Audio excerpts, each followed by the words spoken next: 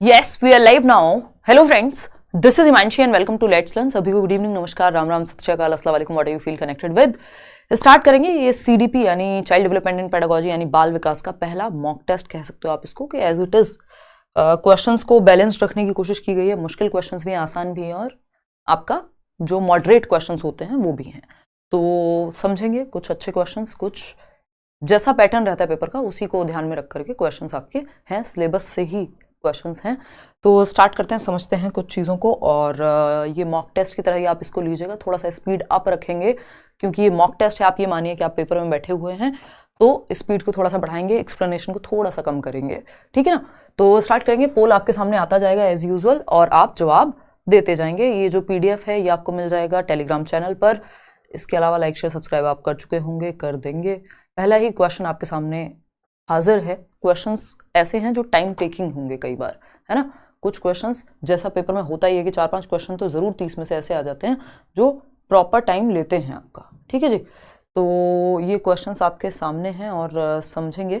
आप पहले क्वेश्चन से जवाब देना शुरू कीजिएगा। इसके अलावा एक और छोटी सी चीज़, आज मैंने एक वीडियो डाला भी था कि आप ऑफलाइन पेपर में टाइम मैनेजमेंट ज़्यादा इंपॉर्टेंट है ऑनलाइन से, तो एक काम आप और कर लीजिएगा। वो है आपका काम कि एक तो ये जो मॉक टेस्ट है वो देके देखिएगा प्रॉपर, उसी वे में करेंगे जैसे प्रीवियस ईयर पेपर एनालिसिस में आपको ये 2022 वाला भी आप देख सकते हैं, 3 घंटे का पूरा एनालिसिस एक साथ है। तो ये भी उसी फॉर्म में करेंगे बिल्कुल एकदम। और तो ये 2022 का पेपर है बट इम्पॉर्टेंट है। एक बार 3 घंटे जहाँ जहाँ जिसको समस्या लगे तो ये आप देख सकते हैं। इसको एक साथ बैठ करके चाहे एक प्रीवियस ईयर ही चूज कर लो, लेकिन ऑफलाइन पेपर OMR के साथ जरूर दो। OMR मैं टेलीग्राम चैनल पे आपको शेयर कर चुकी हूँ ऑलरेडी। इंपॉर्टेंट क्वेश्चंस हैं ये, आप पूरा सेट जरूर एक बार अटेम्प्ट कर लीजिएगा, वीडियो तो जरूर ही देख लीजिएगा, है ना। ये PDF भी शायद आपको मिल ही जाएगी। यार ये तो छोड़ते हैं अभी और आते हैं वापस से किस चीज़ पे, वापस से आते हैं अपने क्वेश्चंस पे, ठीक है जी। और बिल्कुल ये कह रहे हैं 66% लोग, हम थोड़े से लेट हैं। आज मैं कई चीज़ों में फंस गई थी थोड़ा सा, है ना। आज काम जो है ज़्यादा था बाकी दिनों से, कुछ चीज़ों में इम्पॉर्टेंट। देखिएगा क्वेश्चन नंबर 1, देखिएगा फटाफट से समझते हैं। अगर हम देखें क्वेश्चन नंबर 1 को तो क्या कहता है, क्लास होगी आपकी चाहे थोड़ा बहुत लेट हो। असर्शन क्या है फटाफट से पढ़ेंगे। कॉन्टिन्यूअस एंड कॉम्प्रिहेंशन इवैल्यूएशन यानी CCE solely focuses on academic achievements and examination results, यानी जो सतत एवं व्यापक मूल्यांकन है वह पूरी तरह से solely किस पे फोकस्ड होता है, शैक्षणिक उपलब्धियों पर और परीक्षा के परिणामों पर, कि भाई नंबर कितने आ रहे हैं, और एकेडमिक्स पे, यानी एकेडमिक्स मतलब पढ़ाई लिखाई, किताब कॉपी से संबंधित, पेन पेपर टेस्ट से संबंधित। तो शैक्षणिक उपलब्धि यानी एकेडमिक अचीवमेंट, जिसको हम क्या कहते हैं दूसरी भाषा में, जिसको हम स्कोलास्टिक अचीवमेंट भी कह देते हैं। 2 चीजें होती हैं, एक होता है स्कोलास्टिक एस्पेक्ट यानी शैक्षणिक पक्ष, जिसको हम एकेडमिक अचीवमेंट कह रहे हैं कि पढ़ाई लिखाई में कितने नंबर आप लेकर के आए, ये हम क्या कह रहे हैं, एकेडमिक अचीवमेंट, है ना, यानी शैक्षणिक उपलब्धि।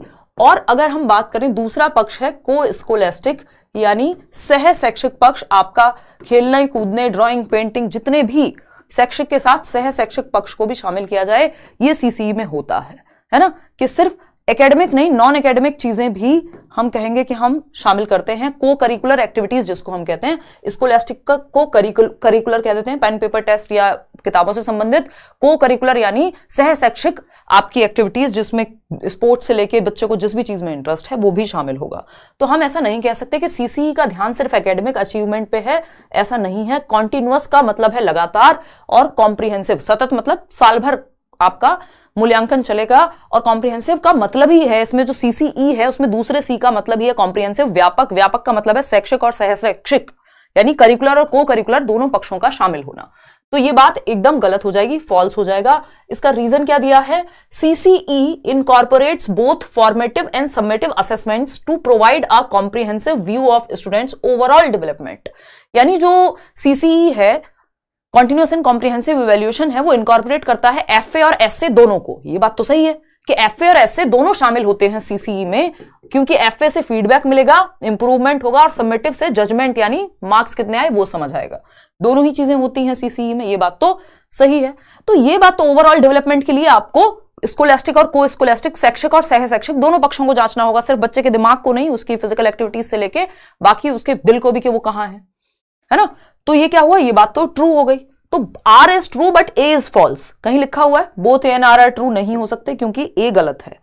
ए is false but R is true, तो D option is the right answer. पता नहीं कहां से आप ए ऑप्शन को सही जवाब दे रहे हैं। 56% लोग, क्या क्या पढ़ लिया है आपने भाई। सतत और व्यापक मूल्यांकन पूरी तरह से, पहले क्वेश्चन में ढेर हो गए क्या, पूरी तरह से शैक्षणिक उपलब्धियों और परीक्षा के परिणामों पर केंद्रित है, सिर्फ परिणामों पर केंद्रित है। सीसीई में तो स्कोलेस्टिक पक्ष भी आते हैं, तो ये तो गलत है। आप कह रहे हैं ए सही है, दोनों सही कैसे हो सकते हैं भाई। रट्टा नहीं लगाना है कि ए और सही, ए और बी दोनों सही होंगे हमेशा, कुछ समझना है तो इसको जवाब में मार्क कर दो, नहीं, डी ऑप्शन सही है। ऐसे काम ना करें, दिक्कत हो जाएगी। ठीक है ना, क्लियर है बात, क्लियर है, बहुत बढ़िया, बहुत ही बढ़िया। पीडीएफ में इंक्लूड कर दिया करें जो अलग से बताते हैं, चलो करेंगे आगे से। आज तो आप इसको टेस्ट की तरह लीजिए, तो डी ऑप्शन सही था, ना कि ए। नेक्स्ट क्वेश्चन आपके सामने है, जवाब दीजिएगा ध्यान से। क्या है भाई ये क्वेश्चन, क्वेश्चन नंबर 2 कहता है कंसिडर द फॉलोइंग स्टेटमेंट्स। क्या स्टेटमेंट है, पहला है developmental milestones are fixed and identical for all individuals, यानी सभी व्यक्तियों के लिए विकासात्मक मील या विकासात्मक प्रकार्य जो हैं वो निश्चित और समान है। मील के पत्थर नहीं, प्रकार्य लिख लीजिएगा इसको, है ना, निश्चित और समान है, यानी डेवलपमेंटल माइलस्टोन्स जो हैं वो सभी के लिए समान होते हैं। क्या सारे बच्चे 1 साल का होते ही पानी पीना शुरू कर देंगे। डेवलपमेंटल माइलस्टोन्स क्या है पहले तो उनको समझेंगे, पहले इसको अभी के लिए तो यहां से हटा देते हैं कि ऐसा हम नहीं कहेंगे। Growth is influenced by heredity and environment both, बिल्कुल सही बात है। वृद्धि जो है, आपकी जो हाइट का भी बढ़ना है, उसमें आपकी हेरिडिटी और एनवायरमेंट दोनों ही शामिल है। आपकी खा क्या रहे हैं आप, यानी एनवायरमेंट से जो मिल रहा है डाइट, और आपको हेरिडिटी से जितनी हाइट की क्षमता मिली होगी, वो दोनों ही मिलकर के आपकी ग्रोथ होगी। मैचुरेशन इन्वॉल्व्स, या आपके बाकी जो भी बॉडी स्ट्रक्चर है, maturation involves the unfolding of inherited biological potential. ये बात हम पता नहीं कितनी बार कर चुके हैं कि परिपक्वता में विरासत में मिले जैविक या अनुवांशिकी से मिले जैविक क्षमता का प्रकटीकरण शामिल है, कि एज के साथ आपके दूध के दांत गिर जाएंगे, नए दांत आएंगे, प्यूबर्टी हिट करेगी, है ना, आवाज में चेंज आएगा। ये क्या है, पहले बच्चा दौड़ नहीं पाता था, अब दौड़ पाएगा। ये क्या है, ये मैच्योरिटी के साथ आने वाली क्षमताएं हैं जो हेरिडिटी से संबंधित होती है। ये बात भी सही है। Development is solely influenced by heredity, सिर्फ हेरिडिटी से ही प्रभावित होता है विकास, ये कहना गलत होगा। तो हमें एक बात तो पक्का पता चल गई कि सेकंड और थर्ड जो हैं एकदम परफेक्ट हैं, सही हैं। तो ओनली वन हो नहीं सकता क्योंकि सेकंड थर्ड बिल्कुल सही है। सेकंड थर्ड और फोर्थ नहीं हो सकता क्योंकि सिर्फ हेरिडिटी से प्रभावित होता है, ये भी नहीं कह सकते हम। ओनली सेकंड क्यों, थर्ड भी तो उतना ही सही है। तो अगर हमें नहीं पता कि फर्स्ट ऑप्शन सही है या गलत है, तब भी हम सही उत्तर तक पहुंच सकते हैं। ये होती है समझदारी, ये होती है ट्रिक, कि आप सही उत्तर तक कैसे पहुंचेंगे, है ना, कि भाई फर्स्ट तो सही अगर है भी तब भी ऑप्शन के हिसाब से बन नहीं पा रहा, सेकंड थर्ड तो पक्का पक्का सही है। अगर फर्स्ट में कंफ्यूजन है तब भी आप सही उत्तर तक पहुंच गए। अब फर्स्ट को भी डिस्कस कर लेते हैं कि क्या कहानी है ना। सिर्फ 50% लोग, 58% लोग सही उत्तर दे पा रहे हैं अभी भी, इतना समझाने के बावजूद। तो नए क्वेश्चंस में ढेर नहीं हो जाना है ना, बिल्कुल सिलेबस से। अगर हम बात करें developmental milestones are fixed and identical for all individuals.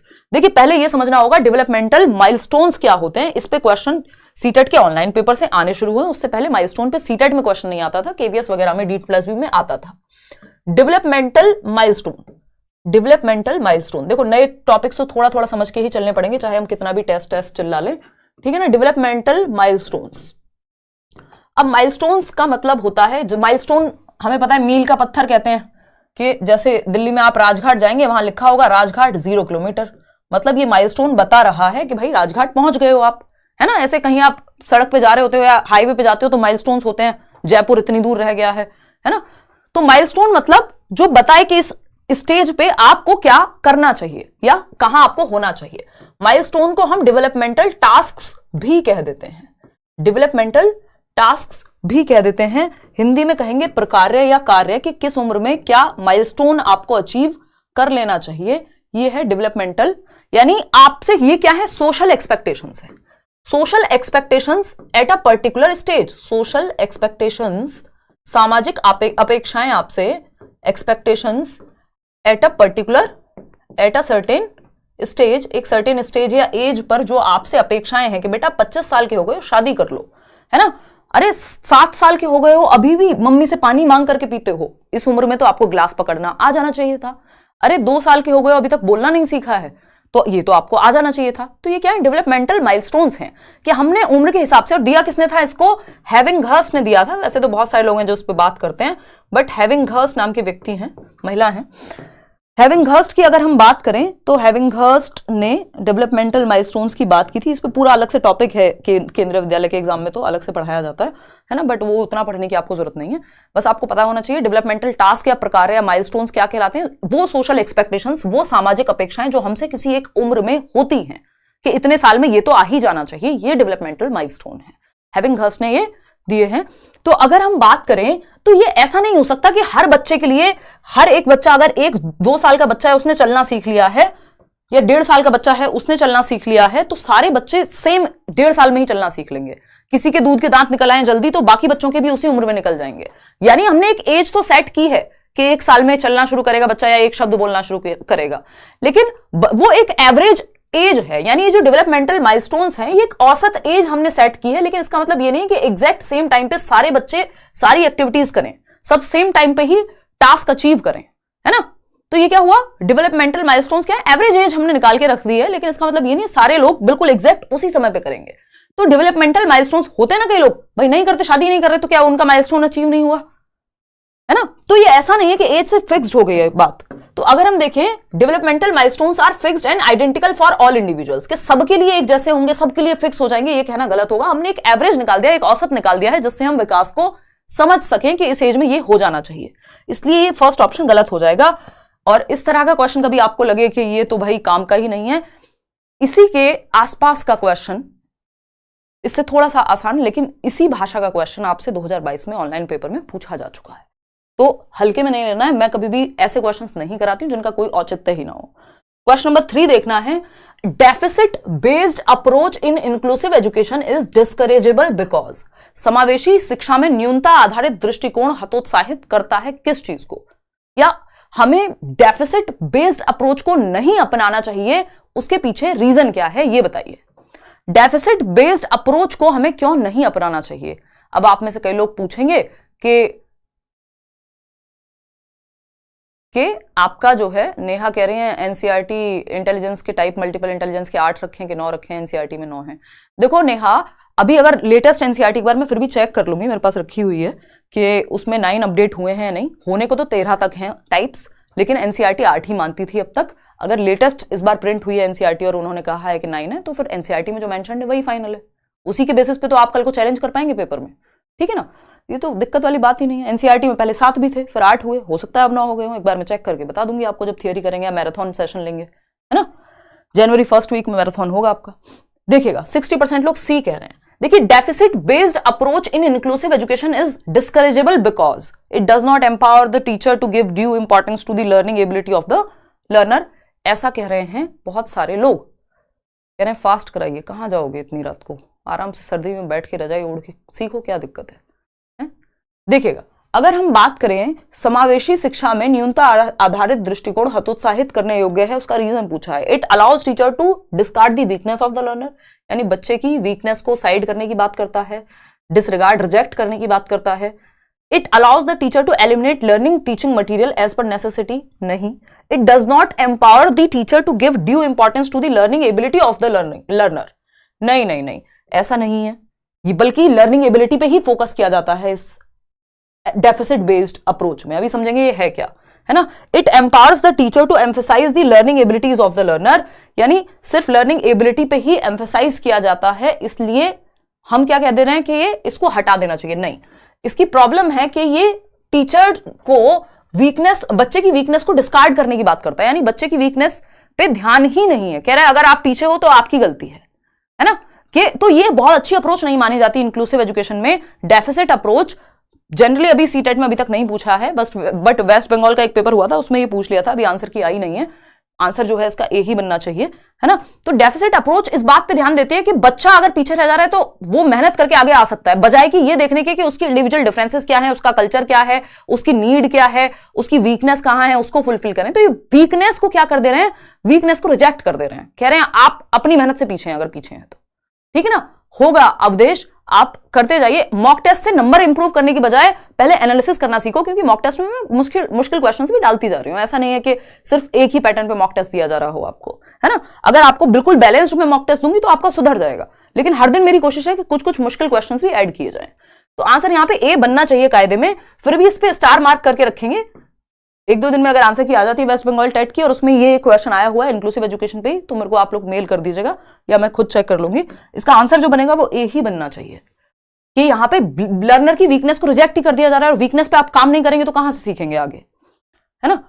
Question number 4 देखिएगा, when learners try to think within the given information it is called. अब यही क्वेश्चन आपसे सीटेट में भी पूछा जा चुका है, अभी यही क्वेश्चन आपसे वेस्ट बंगाल टेट में भी पूछा जा चुका है, यही क्वेश्चन आपसे कई जगह पे और भी पूछा जा सकता है। कल के क्वेश्चन का आंसर अभी आपको पीडीएफ मिलेगी, उसमें मैं वो फाइनल कर दूंगी। आज थोड़ा सा समय नहीं था, अदरवाइज मैं आज ही इंक्लूड कर देती उसको, डोंट वरी एट ऑल। ठीक है जी, 100 से ज्यादा नहीं आ रहे तो 100 नंबर कम नहीं है भाई। आप अपने उस एरिया पे फोकस करो कि जहां गलती हो रही है आपसे, एनालिसिस करो। मॉक टेस्ट भी इसलिए लगाओ कि एनालाइज कर सको कि गलती कहां है, और मॉक टेस्ट का मुख्य उद्देश्य होना चाहिए कि आप विद इन टाइम, आपका 2.5 घंटे से पहले पेपर पूरा हो जाता है ऑफलाइन ओएमआर भरने के साथ, तो आपको टाइम मैनेजमेंट के लिए मॉक टेस्ट लगाना है। और दूसरा एनालिसिस के लिए, नंबर पे बहुत ज्यादा फोकस अभी मत करो, फाइनल में नंबर ज्यादा ही आएंगे मॉक टेस्ट से, देखिएगा। तो अगर हम देखें, when learners try to think within the given information it is called, जब शिक्षार्थी दी गई जानकारी के भीतर सोचने का प्रयास करते हैं तो इसे क्या कहते हैं हम। डी ऑप्शन कह रहे हैं 30% लोग, मतलब आंख बंद करके जवाब दे देना है, बस रट्टे लगा लिए हमने। हाँ भाई, within the given information it is called concrete thinking. अगर within the given information सोचने की बात हो रही है तो कभी भी डाइवर्जेंट तो सपने में भी नहीं हो सकता। आप जवाब कैसे दे पा रहे हैं ये, हैं? एक बार को अभिसारी आप कहते हो तो मैं मानती कि आपका तुक्का कुछ तो लॉजिक रखता है। डाइवर्जेंट में तो जितना होता है उसके बाहर सोचने की बात होती है। डाइवर्जेंट का मतलब ये दिशाओं में सोचना, आउट ऑफ द बॉक्स सोचना, क्रिएटिवली सोचना, कुछ नया सोचना, है ना। आउट ऑफ द बॉक्स सोचना, दिशाओं में सोचना, जितना दिया है इंफॉर्मेशन उतने तक नहीं सोचना, ठीक है ना। तो ये कॉन्क्रीट थिंकिंग है, मूर्त चिंतन है। थिंकिंग के कुछ प्रकार हैं, फटाफट से समझ लेते हैं। डाइवर्जेंट थिंकिंग जो दिशाओं में सोचने को कहे, जैसे आपको एक एस्से टाइप क्वेश्चन दे दिया और कहा कि मान लीजिए यूपीएससी के एग्जाम में अगर आपसे एस्से लिखवाया जा रहा है तो वहां आपसे एक्सपेक्ट किया जा रहा है कि कुछ हद तक डाइवर्जेंट थिंकिंग भी आप इस्तेमाल करेंगे, है ना। मतलब कुछ क्रिएटिव आंसर देना, कुछ डिफरेंट, कुछ नया सोचना, एक समस्या के 50 समाधान सोच लेना, कुछ डिफरेंट सोचना, ये डाइवर्जेंट थिंकिंग है, दिशाओं में सोचना। कन्वर्जेंट थिंकिंग है, जैसे ये आपका एमसीक्यू है कि एक क्वेश्चन है, 4 ऑप्शन है, एक ही चूज करना है, यानी ये इंटेलिजेंस को टेस्ट करता है, कन्वर्जेंट थिंकिंग, ना कि क्रिएटिविटी को। कन्वर्जेंट थिंकिंग में क्या है, आपको वन वर्ड आंसर या फिर आपको सिकुड़ता हुआ, यानी कोई एक चीज सही होगी। तो ऑब्जेक्टिव टाइप जो क्वेश्चंस होते हैं एमसीक्यू बेस्ड, वो कन्वर्जेंट थिंकिंग को टेस्ट करते हैं। और डाइवर्जेंट थिंकिंग की अगर हम बात करें तो एस्से टाइप में डाइवर्जेंट थिंकिंग या ओपन एंडेड थॉट निकल करके आता है। तो कन्वर्जेंट थिंकिंग मतलब बहुत सारे पॉइंट से एक पॉइंट पे जाना, 4 ऑप्शन थे, एक पे गए आप, तो ये कन्वर्जेंट थिंकिंग लगेगी आपकी जब भी आप एमसीक्यू सॉल्व करेंगे, ठीक है ना। तो ये दूसरा प्रकार का चिंतन हो गया। अगर कॉन्क्रीट की बात करें तो जो भी to think within the given information, जो भी इंफॉर्मेशन आपके पास है उसके ही बारे में सोचना, जो अनुभव, जो एक्सपीरियंस आप गेन कर चुके हैं। इसी तरह का एक क्वेश्चन आया था सीटेट 2018 में, ज्यादा पुरानी बात नहीं है और वो अच्छा पेपर था। तो जो, और इसी तरह का एक ऑनलाइन में भी आया था, तो जरूरी है कि आप इनको समझ लें। तो जो इंफॉर्मेशन आपके पास है उस पे सोचना, मतलब जो मूर्त अनुभव में है आपके, जो अनुभव आप ले चुके हैं उस पे सोचना कॉन्क्रीट थिंकिंग है। जो आपके सामने ही नहीं है, सिंबॉलिक या कॉन्सेप्ट्स पे सोचना, वो अमूर्त चिंतन है, एब्स्ट्रैक्ट थिंकिंग, ठीक है ना। इसका एक एग्जांपल ऐसे भी ले सकते हैं हम। रिफ्लेक्टिव थिंकिंग क्या होता है, जब आप किसी एक अनुभव पे जो बीत चुका है उस पे प्रकाश डाल के एनालाइज कर रहे हैं, वो मेटाकॉग्निटिव एबिलिटीज में आ जाता है कि आप प्रकाश डाल रहे हैं कुछ एनालिसिस करने के लिए, ठीक है ना। तो इसको कॉन्क्रीट और एब्स्ट्रैक्ट थिंकिंग की अगर मैं बात करूं तो 1 मिनट में समझ लेते हैं। कॉन्क्रीट थिंकिंग क्या है भाई, कॉन्क्रीट थिंकिंग की जब हम बात कर रहे हैं, और ये है एब्स्ट्रैक्ट थिंकिंग, ठीक है, अमूर्त चिंतन। कॉन्क्रीट थिंकिंग में आपको ये पता है, यहां पे ऑरेंज कलर अवेलेबल है, ठीक है ना। आपको ये पता है, यहां पे मुझे व्हाइट करना पड़ेगा, कि हमारा जो तिरंगा है, ट्राई कलर क्यों कहते हैं उसको। आपसे अगर कोई पूछ ले कि तिरंगा को ट्राई कलर, ये जो इंडियन फ्लैग है जिसको हम कह रहे हैं कि ये, कि भारत के झंडे में, हमारे नेशनल फ्लैग में कितने कलर्स हैं, आप फटाफट से बताएंगे भाई 3 कलर हैं। इतनी सुंदर तो मेरी ड्राइंग भी नहीं है जितना अच्छा मैंने बना दिया है, वाओ। चलिए खैर, ये बात तो चलती रहेगी। तो हमने कहा कि ये क्या है, ट्राई कलर, है ना, कि भारत के झंडे को तिरंगा क्यों कहते हैं। आप कहेंगे क्योंकि इसमें 3 रंग हैं। और वो कौन से रंग हैं, आपने कहा भाई आपका सेफ्रॉन है, आपका व्हाइट है और आपका ग्रीन है। ठीक, तो सिंपल आंसर, आपके पास जो इंफॉर्मेशन है उसके बेसिस पे आपने कॉन्क्रीट थिंकिंग करके दिखा दी। जो मूर्त आपको पता है झंडा कैसा दिखता है ना। अगर हम देखें इसी बात पे, अगर आपको क्वेश्चन दिया जाए कि भाई ये क्या प्रदर्शित करता है, ये सिंबल किस चीज का है, ये जो इसमें सैफ्रॉन कलर है वो किस चीज का सिंबल है, तो आप बताएंगे कि जी इस चीज का है। फिर आप ग्रीन के बारे में बात करेंगे तो आप कहेंगे जी पीस का है ना। व्हाइट के बारे में बात करेंगे, आप कहेंगे पीस का है। ग्रीन के बारे में, तो सबका जब आप ये बता रहे हैं कि इनकी सिंबॉलिक महत्ता क्या है, ये कलर किस चीज को रिप्रेजेंट करते हैं, इसका मतलब आप एक कॉन्सेप्ट पे सोच रहे हैं जो आपके सामने नहीं है, तिरंगे में लिखा तो नहीं है ना ऐसा। तो ये एब्स्ट्रैक्ट थिंकिंग हो जाएगी जब आप बता रहे हैं कि ये हमारे देश की सॉवरेनिटी के लिए काम आता है, या हमारे क्या महत्व है इसका हमारे लिए। जबकि कॉन्क्रीट है जो सामने है, उस पर सोच करके आपने कोई जवाब दे दिया, जो इंफॉर्मेशन आपके सामने है या तो जो अनुभव आपने लिया है, एक्सपीरियंस किया है। इतनी बात क्लियर है? कोई दिक्कत, परेशानी, दर्द, समस्या है इस बात को समझने में? नहीं ना। चलिए खैर आगे बढ़ते हैं नेक्स्ट क्वेश्चन पे। नेक्स्ट क्वेश्चन क्या है? नेक्स्ट क्वेश्चन है क्वेश्चन नंबर 5। देखिए फटाफट से जवाब दीजिए। क्वेश्चन नंबर 5 क्या कहता है भाई? क्वेश्चन नंबर 5 कहता है which one of the following statements is inappropriate in reference to evaluation and assessment. आकलन और मूल्यांकन के लिए कौन सा एक कथन अनुपयुक्त है? नॉट राइट चूज करना है, राइट नहीं, नॉट राइट, अनुपयुक्त चूज करना है, यानी इनकरेक्ट कौन सा एक ऑप्शन है। सीसीई के अंदर ही असेसमेंट एंड इवैल्यूएशन पे एक क्वेश्चन जरूर आता है, मिनिमम है। Continuous and comprehensive evaluation covers both scholastic and coscholastic aspects of students. ये बात मैं आपके साथ डिस्कस कर चुकी हूं। सतत एवं व्यापक मूल्यांकन छात्रों के शैक्षिक यानी पेपर पेंसिल भी, और सह शैक्षिक यानी को curricular activities, sports and drawing, painting, whatever, इनको इंक्लूड करता है। ये बात तो सही है, लेकिन हमें गलत बात चाहिए, इनएप्रोप्रिएट चाहिए, नॉट राइट चाहिए। Diagnostic test is related to remediation, यानी निदानात्मक परीक्षण जो है वो निवारण से संबंधित है। बिल्कुल सही बात है। पहले डायग्नोस्टिक टेस्ट होता है, आप बच्चे की डिफिकल्टी का पता लगाते हैं, बाद में रेमेडियल टीचिंग होती है कि उसको दोबारा समझाएंगे या नए तरीके से समझाएंगे। जो कमियां हैं, गैप्स को जानने के लिए डायग्नोस्टिक टेस्ट, गैप का पता लगाने के लिए कि बच्चे की लर्निंग में गैप्स कहां रह गए, कमी कहां रह गई है, और उसको फुलफिल करने के लिए रेमेडियल टीचिंग। तो डायग्नोस्टिक के बाद डीआर से याद रखना, पहले डायग्नोस्टिक टेस्ट और फिर रेमेडियल टीचिंग, ये दोनों प्रोसेस जो है फॉलो होती हैं निदानात्मक परीक्षण के अंदर, है ना। सी ऑप्शन है formative evaluation does not measure instructional progress in classroom situation. जबकि फॉर्मेटिव इवैल्यूएशन जो है, रचनात्मक आकलन या एफए जिसको हम कहते हैं, रचनात्मक मूल्यांकन कक्षा स्थिति में अनुदेशात्मक प्रगति को नहीं मापता है, यानी मेजर नहीं करता इंस्ट्रक्शनल प्रोग्रेस को, कितना अच्छे से बच्चा सीख रहा है, प्रोग्रेस को नहीं मेजर करता। क्या करता है? पोल कहां गया मैडम जी?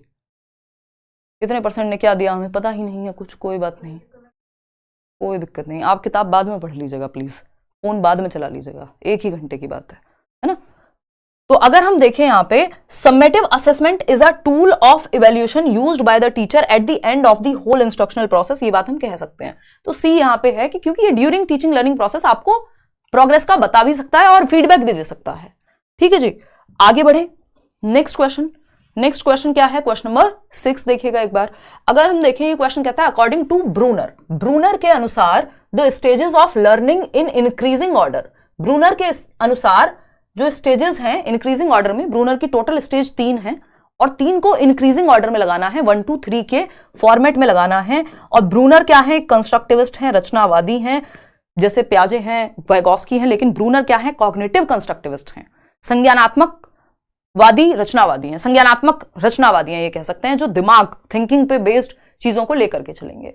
ब्रूनर की थ्योरी हम बहुत अलग से नहीं पढ़ते, बस इनकी थ्योरी में जानने लायक भी इतना ही है, इन्होंने स्पाइरल करिकुलम भी दिया है कि कैसे प्रीवियस नॉलेज से नई नॉलेज को जोड़ के चलना है। डिस्कवरी लर्निंग की भी बात इन्होंने की है, खोज अधिगम की, तो ये दोनों चीजें इंपॉर्टेंट हैं। ठीक, बी ऑप्शन 31% लोग कह रहे हैं, जो कि एकदम गलत है ना। यही गड़बड़ आपने कर दी। सिंबॉलिक पहले नहीं आता, पहले आता है एनेक्टिव स्टेज, ये होता है बर्थ टू 3 ईयर्स। एनेक्टिव स्टेज होती है सक्रिय, पहले बच्चा कोई भी चीज आप उसको दोगे, बुक भी दोगे, पलट पलट के देखेगा, कुछ तो करेगा, कोई भी एक्टिविटी करता है, तो सबसे पहले बच्चा सक्रिय होकर एक्टिविटी करके सीखता है, उसके बाद वो इमेजेस से भी सीखने लगता है। जब भी तो हम कहते हैं ना, हम एक्टिविटी कराते हैं, ट्विंकल ट्विंकल लिटिल स्टार, तो एक्टिविटी करा रहे हैं हम बच्चे को, यानी जब वो फिजिकली एक्टिव है तब सीखता है शुरुआत में। फिर आइकॉनिक स्टेज आती है सेकेंड नंबर पे, और आइकॉनिक स्टेज क्या है? 3 to 8 ईयर्स कहते हैं इसको।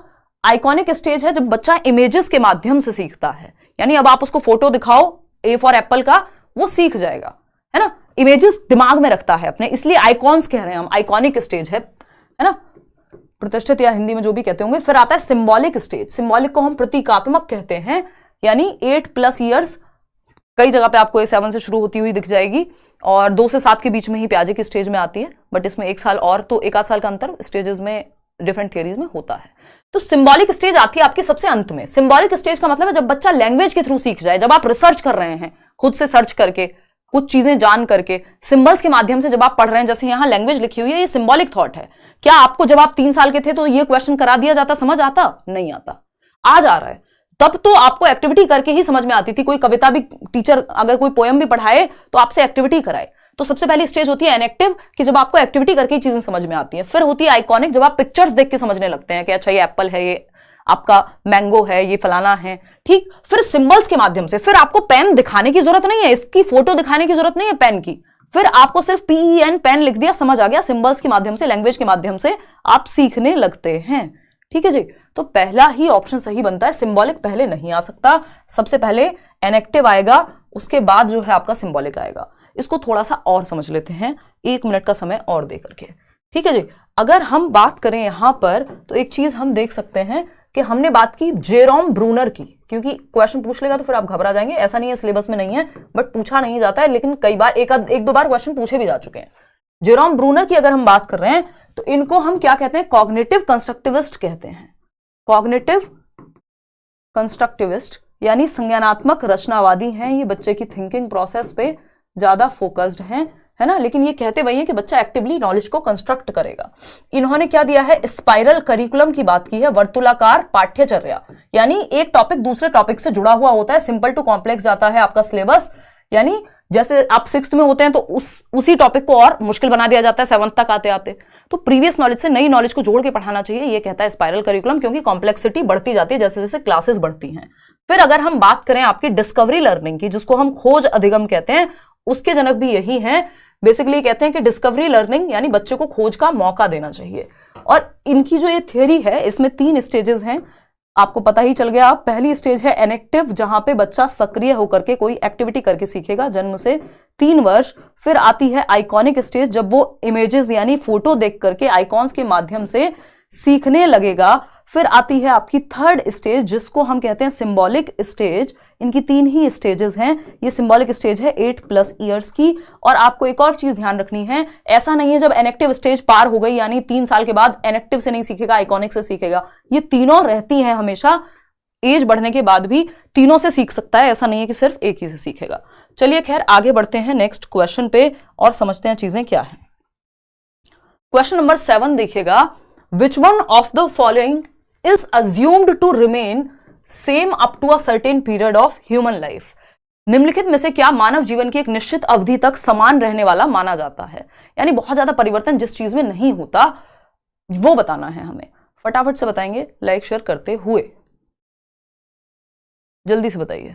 क्या कह रहे हो भाई? हिंदी में पढ़ाइए मैम, प्लीज हिंदी में पढ़ाइए यार। हिंदी के लिए पूरा यूट्यूब भर चुका है, इतने टीचर्स हैं हमारे इंग्लिश मीडियम को पूरा हिंदी में कॉपी करके भी पढ़ा देते हैं, ऐसे भी महान टीचर्स हैं। तो टीचर्स की तो कोई कमी नहीं है। तो अगर बहुत ज़्यादा दिक्कत है तो आप उनकी मदद ले लीजिए प्लीज़। अदरवाइज मैंने नोट्स भी हिंदी में शेयर किए हुए हैं और मैं बाइलिंगुअल लेके चलने की कोशिश करती हूँ, लेकिन जो मेजर मीडियम है वो इंग्लिश ही रहता है, चाहे वो लर्नर्स कम हो ज़्यादा हो। फोकस इसी बात पर रहता है कि क्योंकि कुछ जो टर्म्स हैं, वो मेरा स्टाइल भी है पढ़ाने का, और दूसरा जो टर्म्स हैं इंग्लिश में आपकी ज़्यादा मदद करते हैं। चलिए खैर समझते हैं। डी ऑप्शन कह रहे हैं कई लोग, चलिए समझते हैं कहानी है क्या। देखिए, which of the following is assume to remain same up to a certain period of human life. निम्नलिखित में से क्या मानव जीवन की एक निश्चित अवधि तक समान रहने वाला माना जाता है? क्या कहेंगे हम इसको? मेंटल एज नहीं, ये तो एज के अनुसार बढ़ती रहती है। वैसे तो क्रोनोलॉजिकल एज होती है जब से आप पैदा हुए हैं, तो ये भी बढ़ती रहेगी, हर दिन बढ़ रही है। मेंटल एज डिपेंड करता है, कम भी हो सकती है ज्यादा भी हो सकती है आपकी एज के अनुसार, ये हमें इस पे कुछ हम कह नहीं सकते। इंटेलिजेंस कोशेंट जो है वो भी सेम रहता है up to a certain period of life, या हम कह सकते हैं थ्रू आउट लाइफ। आईक्यू में बहुत ज्यादा परिवर्तन आपके नहीं होता, बुद्धि लब्धि में ये स्टेबल रहता है बहुत हद तक, है ना। वही बात आ रही है बॉडी हाइट की, यानी आपकी जो शरीर की ऊंचाई है एक मानव जीवन की एक निश्चित अवधि तक समान रहने वाली मानी जाती है। अब ये इनके ऊपर डिपेंड करेगा कि इन्होंने आंसर किसको माना है। ये वाला क्वेश्चन भी किसी एक एग्जाम में आया हुआ, इसी में आया हुआ है, वेस्ट बंगाल टेट में ही। मैंने उसमें से कुछ क्वेश्चन लिए हैं आज, क्योंकि बड़े अच्छे क्वेश्चन थे और ऊपर से जो है सिलेबस मैच होता है आपका बिल्कुल। देखिए, बॉडी हाइट इन्होंने चूज किया है कि इंटेलिजेंस कोशेंट चूज किया है, इसे हमें देखना होगा, क्योंकि आंसर दोनों ही सही हो सकते हैं। ये किस कॉन्टेक्स्ट में एग्जामिनर ने क्वेश्चन बनाया था उस पर निर्भर करेगा, है ना। क्योंकि ऐसा नहीं है कि एक निश्चित अवधि तक सेम रहती है, तो ये अलग तरीके से पूछना चाहिए था। अगर थ्रू आउट लाइफ लिखते तो 100% IQ हो जाता, लेकिन अभी भी 50-50 चांसेस हैं। तो हम दोनों पे ही एक स्टार मार्क लेके चलेंगे। इनकी आंसर की आ जाएगी आपका पेपर होने से पहले, और तब मैं आपके साथ ये फाइनल डिस्कस कर लूंगी। अभी हम जो मुझे लगता है कि which of the following is assumed to remain same up to a certain period of human life, एक certain period तक आपके human life के, तो इसमें आंसर बॉडी हाइट भी हो सकता है, लेकिन मुझे लगता है कि IQ सोच के ये बनाया गया होगा क्वेश्चन, क्योंकि कई बार डिपेंड करता है एग्जामिनर किस थॉट से क्वेश्चन बनाया है, ठीक है ना। तो हम इस पे IQ और इन दोनों में से अगर आपने कुछ भी चूज किया है तो दोनों के साथ जा रहे हैं, इसको करेक्ट मैं तब कर लूंगी। लेकिन थोड़ा सा आपका दिमाग, अगर थ्रू आउट लाइफ लिखा होता तो 200% फिर IQ हो जाता, ठीक है ना, क्योंकि ऐसा नहीं है। चलिए खैर क्वेश्चन नंबर 8 पे चलते हैं, क्योंकि IQ में बहुत बड़ा बदलाव नहीं आता। क्वेश्चन नंबर 8 पर चलते हैं और समझते हैं। तो 2 क्वेश्चन आज के ऐसे हैं जिनको हमें मार्क करके रखना है, ठीक है ना। मैं इंग्लिश पढ़ाती हूँ फिर भी अच्छे से समझ में आता है।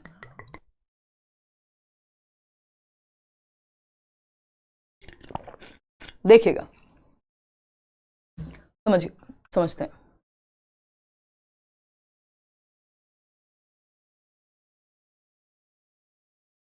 हाँ बिल्कुल सही बात है शिवम।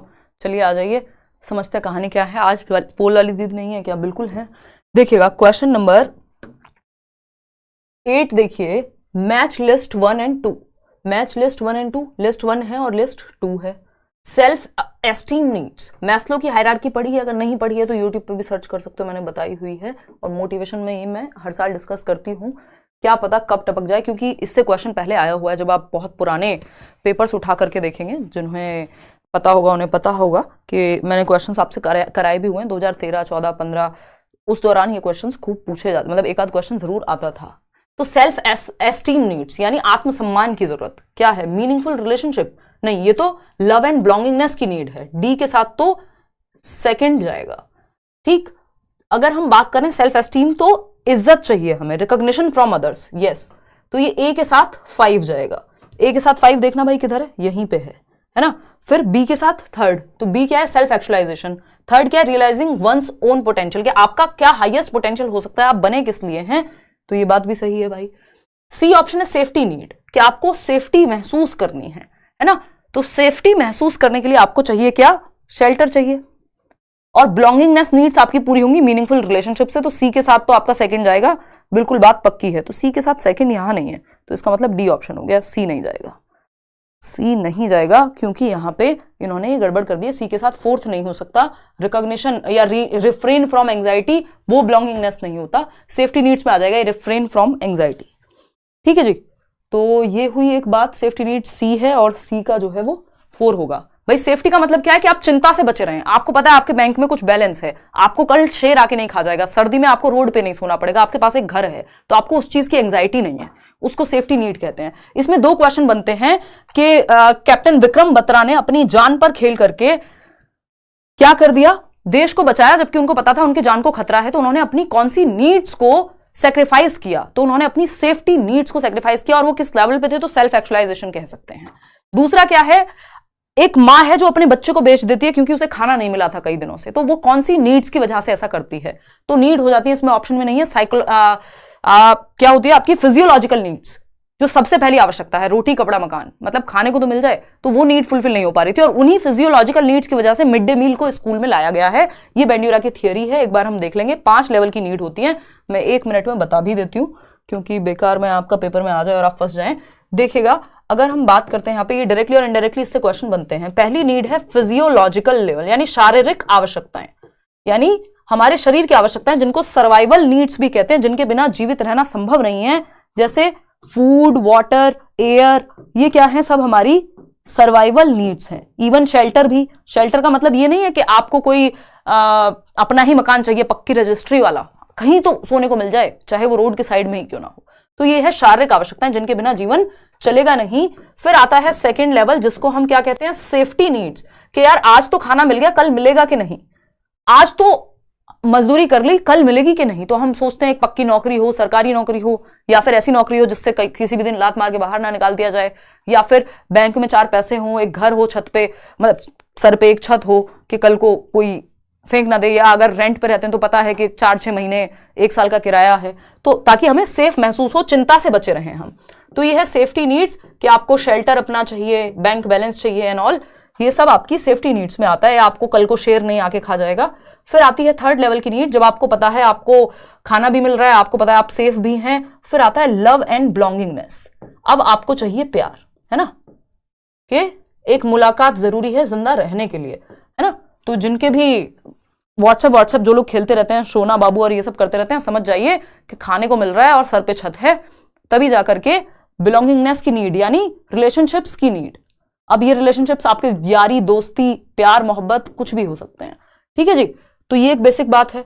अगर हम बात करें नेक्स्ट लेवल की, ये है फोर्थ, क्योंकि जब आप भूखे होंगे ना, वो बोला जाता है ना, भूखे भजन ना हो गोपाला, ले लो अपनी कंठी माला।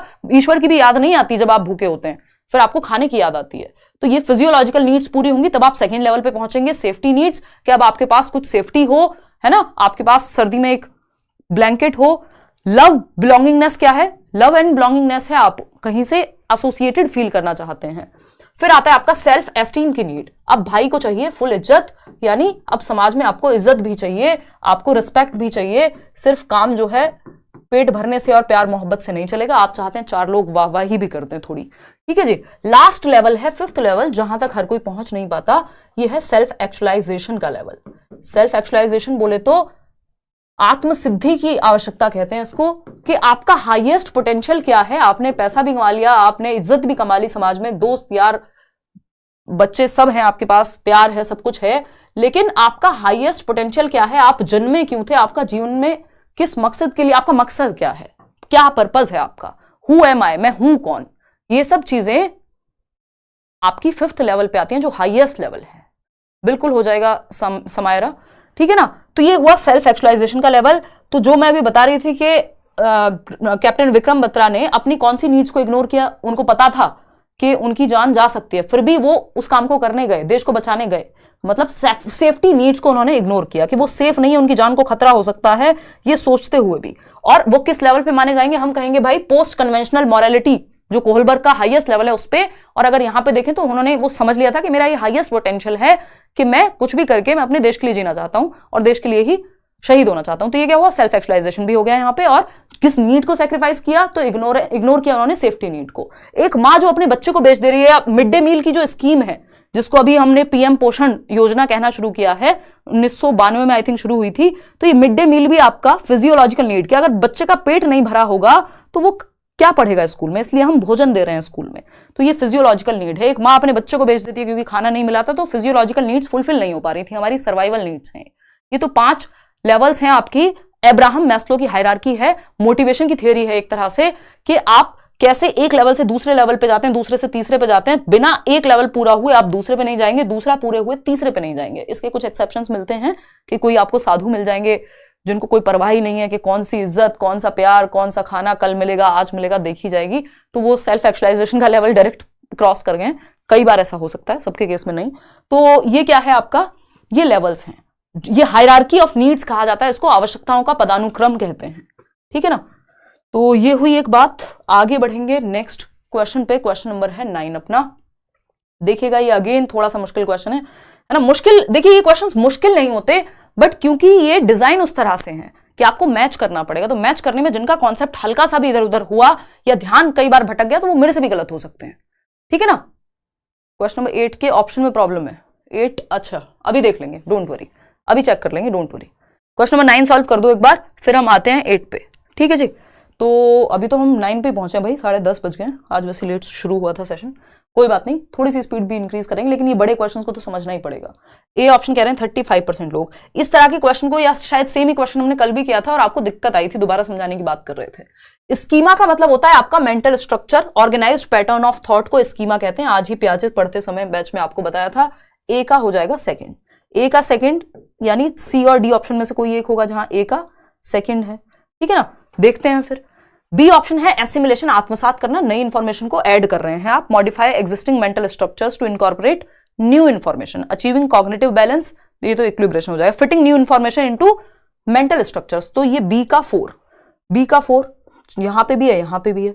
अब सी चेक करते हैं। एकोमोडेशन, मॉडिफाई करेंगे आप एग्जिस्टिंग स्कीमा को, यानी सी का होगा फर्स्ट, तो सी का फर्स्ट तो भाई यही है। ठीक, फिर आता है डी, इक्विलिब्रेशन का मतलब ही होता है बैलेंस। बैलेंस कहां दिख रहा है आपको? Balance, achieving cognitive balance through adaptation and adjustment, या जिसको ऑर्गेनाइजेशन कहते हैं। तो ये आपका परफेक्ट जवाब बन गया सी ऑप्शन। डी नहीं बन पाएगा क्योंकि वो जो सी ऑप्शन है उसका फर्स्ट,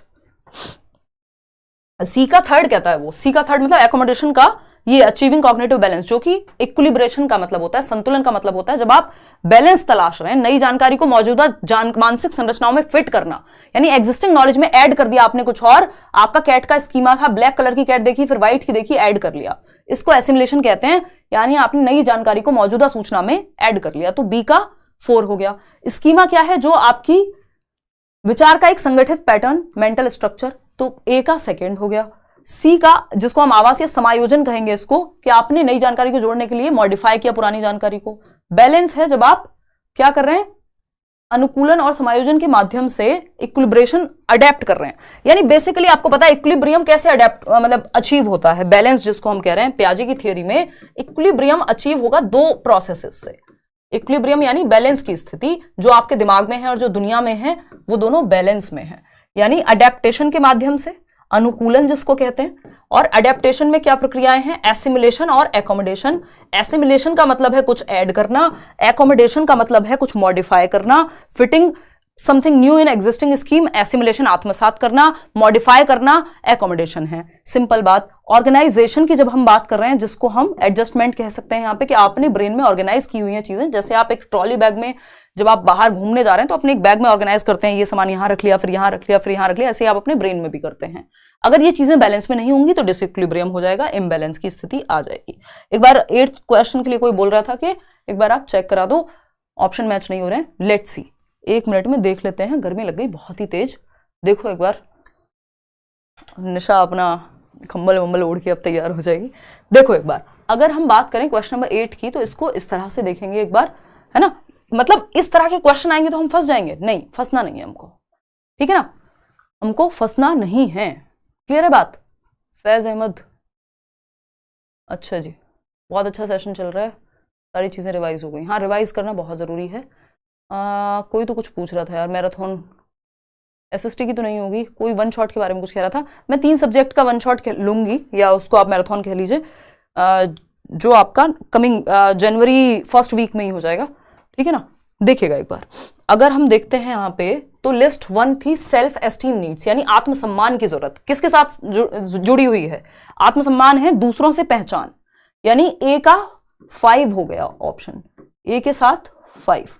ठीक, आत्मबोध की आवश्यकता, कि आपका मतलब क्या है, अपनी क्षमता का एहसास, हाईएस्ट पोटेंशियल, यानी बी के साथ क्या जाएगा? बी के साथ जाएगा आपका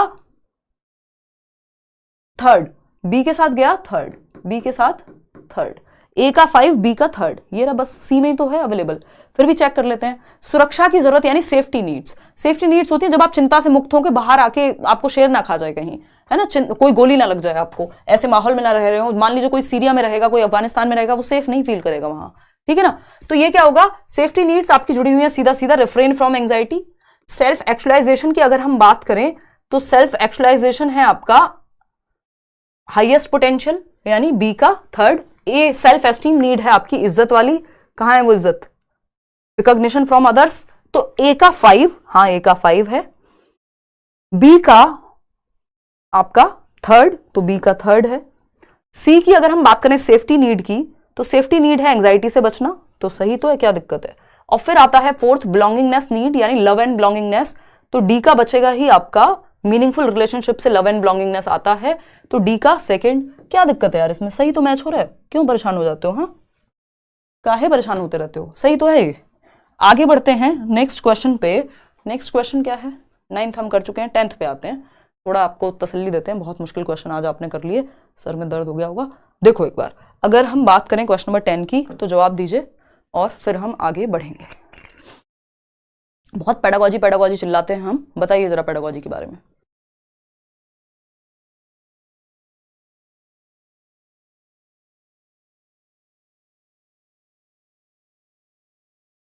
कोई तो कह रहा है कि आपने डी बोला था। हाँ, बोलने में कई बार ना फ्लो में गड़बड़ हो जाती है, ठीक है ना। चलिए देखिए एक बार question number 10, which one of the following statements does not match with the concept of pedagogy, यानी निम्नलिखित में से कौन सा कथन शिक्षा शास्त्र की अवधारणा से मेल नहीं खाता है? क्या मेल नहीं खाता है? तो बताइए क्या मेल नहीं खाता है? पेडागोजी क्या है पहले तो ये समझना होगा, फिर तो देखेंगे ना मेल क्या खाता है क्या नहीं खाता, है ना। पहले तो ये समझना होगा पेडागोजी है क्या। कई बार इसको पेडागोगी कह देते हैं, कई लोग पेडागोजी कह देते हैं, कई लोग पेडालॉजी भी कह देते हैं। तो वो पेडालॉजी तो खैर कोई शब्द नहीं होता, गॉगी और गॉजी में डिफरेंस ये है कि वो डिपेंड करेगा कौन सा एक्सेंट हम यूज करें। नॉर्मली गॉगी होता है, तो अगर पेडागोगी उल्टा ही बोलते हैं मैंने, पेडागोजी होता है नॉर्मली। पेडागॉग होता है टीचर जो आपको लीड करे। तो पेडागोजी की जब हम बात कर रहे हैं यहाँ पे, तो मतलब ये सबका ना अपना क्षेत्रीय भाषा है, वो एक मदर टंग का टच कह लीजिए उसमें, जो लोग पेडागोजी बोलते हैं। इसमें कोई मजाक उड़ाने वाली बात नहीं है, कोई बहुत तोप नहीं हो जाते आप पेडागोजी बोल के भी। बट अगर हम फोनोलॉजिकल अवेयरनेस रखते हैं यानी बोलना कैसे है, तो हम पेडागोजी इसको बोलेंगे। But how does it matter, paper में क्वेश्चन सॉल्व होना चाहिए तरीके से। आप खुद पे इंप्रूव करते रह सकते हैं, जिसको शौक हो लैंग्वेज पे काम करने का वो उसको इंप्रूव करता रहे। अदरवाइज इसमें कोई मजाक उड़ाने वाली बात नहीं है कि आप पेडालॉजी बोल रहे हैं तो बहुत ही खराब इंसान है आप। बाकी लॉजी बोला जा नहीं सकता क्योंकि एल, इसमें कहीं एल का साउंड है नहीं, है ना। तो वो क्षेत्रीय प्रभाव होता है, वो हमारी मदर टंग का प्रभाव जब आ जाता है कई बार, तो ऐसा होता है। नॉर्मल भाषा की त्रुटि है, इसमें कोई बड़ी बात है नहीं। देखिएगा, है ना, सबका एक्सेंट होता है। एक पेडागोजी की अगर हम बात करें तो पेडागोजी क्या है भाई, इसको हम साइंस ऑफ टीचिंग कह देते हैं। साइंस ऑफ टीचिंग कह देते हैं, यानी शिक्षण का विज्ञान कि क्या टेक्निक्स हैं पढ़ाने की, या फिर आर्ट ऑफ टीचिंग भी कह देते हैं कई बार। आर्ट ऑफ टीचिंग के क्या तकनीक होनी चाहिए, क्योंकि टीचिंग क्या है, एक आर्ट है और साइंस भी है ना, science and art as well. तो अगर हम बात करें तो कौन से तरीके होंगे, पढ़ाते कैसे हैं, ये सारी बातें पेडागोजी में आती हैं, है ना। पढ़ाया जाना कैसे चाहिए, तो कॉन्सेप्ट ऑफ पेडागोजी के बारे में कौन सी बात सही नहीं है। तो आपको पता है पेडागॉग हम टीचर को कहते हैं, बेसिकली बच्चे को नीड में रख करके ही आपके मेथड्स बनने चाहिए, जो मेथड्स पेडागोजी से जुड़े होते हैं कि आप कौन से तरीके अपनाएंगे पढ़ाने के लिए। तो pedagogy is related to the needs of the learner, बिल्कुल सही बात है, लेकिन हमें गलत बात चाहिए, नहीं पूछा है। Pedagogy is indifferent to the context of cultural influence, यही बात गड़बड़ हो गई कि शिक्षा शास्त्र सांस्कृतिक प्रभाव के संदर्भ में उदासीन है या तटस्थ है, मतलब इनडिफरेंट है, कोई फर्क नहीं पड़ता कि आप किस संस्कृति से आ रहे हैं, बच्चे की संस्कृति को ध्यान में ही नहीं रख रहे और मेथड पढ़ा रहे हैं जिससे अपना मन करे, तो कोई फायदा नहीं है। बच्चे के कल्चर को ध्यान में रखना है, इंडिफरेंट नहीं होना है, उससे कनेक्टेड फील कराना है। इंडिफरेंस का मतलब होता है फर्क ही नहीं पड़ रहा बच्चा किस संस्कृति से आता है, जबकि आपको हर बच्चे को इंक्लूड करना है, वो अपने घर से जो भी लेके आए, उसकी भाषा हो, उसकी संस्कृति हो, उसके एग्जाम्पल्स हो, उन सबको इंक्लूडेड महसूस कराना है बच्चे को। उस आधार पर आपको अपने मेथड को चूज करना है कि हर बच्चा और उसकी जो बैकग्राउंड नॉलेज है, प्रीवियस नॉलेज है, उसको यूज किया जा सके। तो ये बी ऑप्शन गलत है, और जो गलत है वही सही है क्योंकि पूछा ही गलत था। Pedagogy changes with the change in the curriculum, हाँ बिल्कुल सही बात है। अगर हम करिकुलम में चेंज करेंगे तो पढ़ाने के तरीके में भी चेंज करना पड़ेगा। अगर सीटेट में 2 महीने हैं और पहले 6 महीने दिए जाते थे, तो अगर मैं पहले बैच में मान लीजिए 60-70 क्लास ले रही हूँ सीटेट के लिए, तो आज वो 30-40 करनी पड़ेंगी और उस अप्रोच से पढ़ाना पड़ेगा जिस अप्रोच की जरूरत है। अगर नए क्वेश्चन आए हैं तो वो नए तरीके से पढ़ाना पड़ेगा। तो करिकुलम में चेंज होगा यदि, तो हमें क्या करना पड़ेगा, पेडागोजी में चेंज लाना पड़ेगा, पढ़ाने के तरीके में चेंज लाना पड़ेगा। पेडागोजी क्या है, पढ़ाने का तरीका एक तरह से, तो ये बात तो सही है।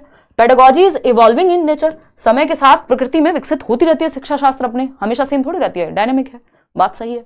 तो एक ही बात गलत थी, वो है बी ऑप्शन। क्वेश्चन नंबर 11 देखिएगा, in the revision of Bloom's taxonomy of instructional objectives in cognitive domain the included and replaced items are respectively. इस क्वेश्चन में भी आप लोग गलती करेंगे, थोड़ा सा ध्यान से कीजिएगा। अगर हम बात करें ब्लूम्स टेक्सोनॉमी की, तो ये बेसिकली कि आप पढ़ाएंगे कैसे, इस बारे में कई सारी चीजें हैं, जिसमें कॉग्निटिव डोमेन है, दिमाग से जुड़ा हुआ, जिसमें 6 लेवल्स हैं।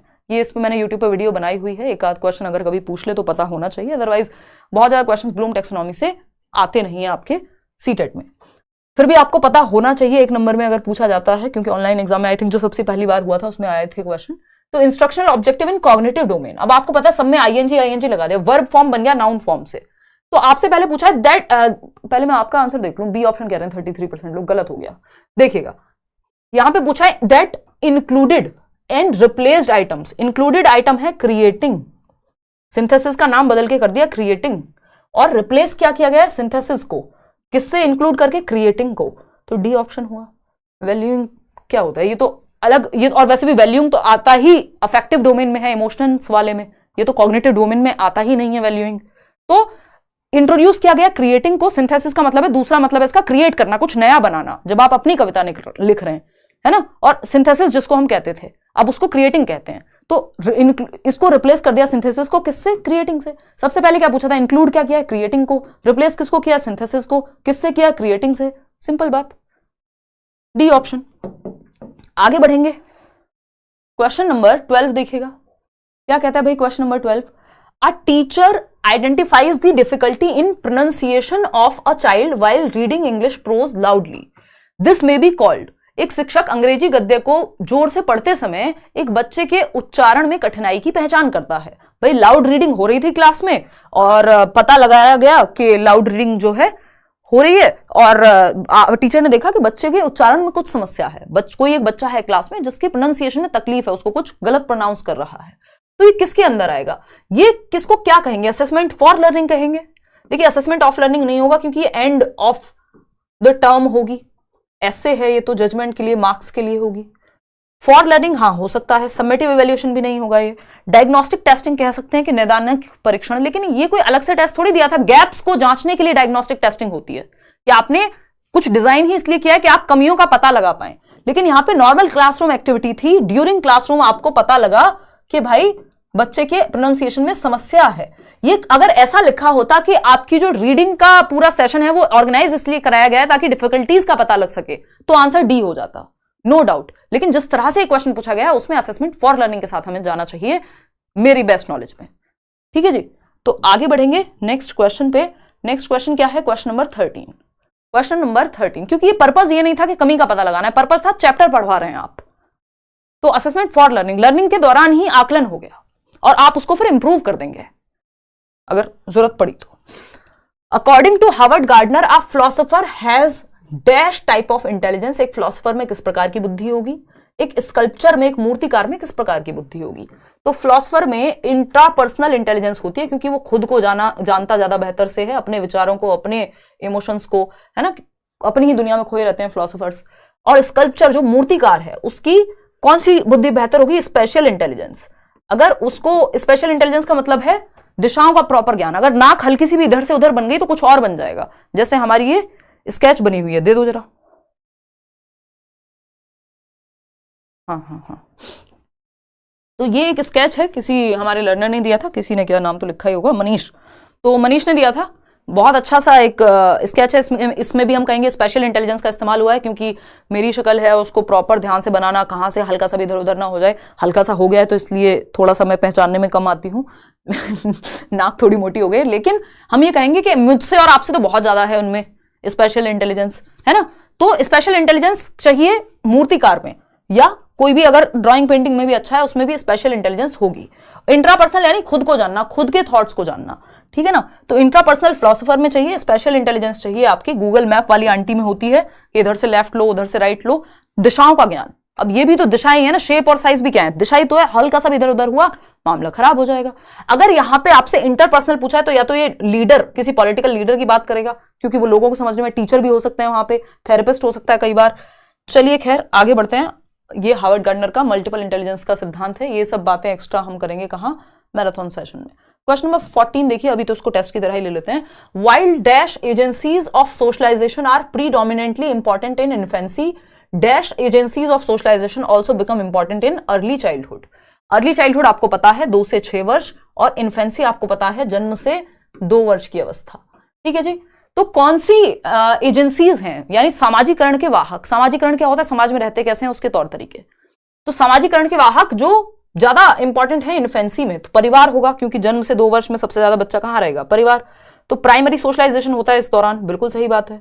और अर्ली चाइल्डहुड, जब बच्चा प्ले वे में जाएगा, आस पड़ोस में जाएगा खेलने, तो ये सेकेंडरी सोशलाइजेशन कहलाएगा, फैमिली के अलावा।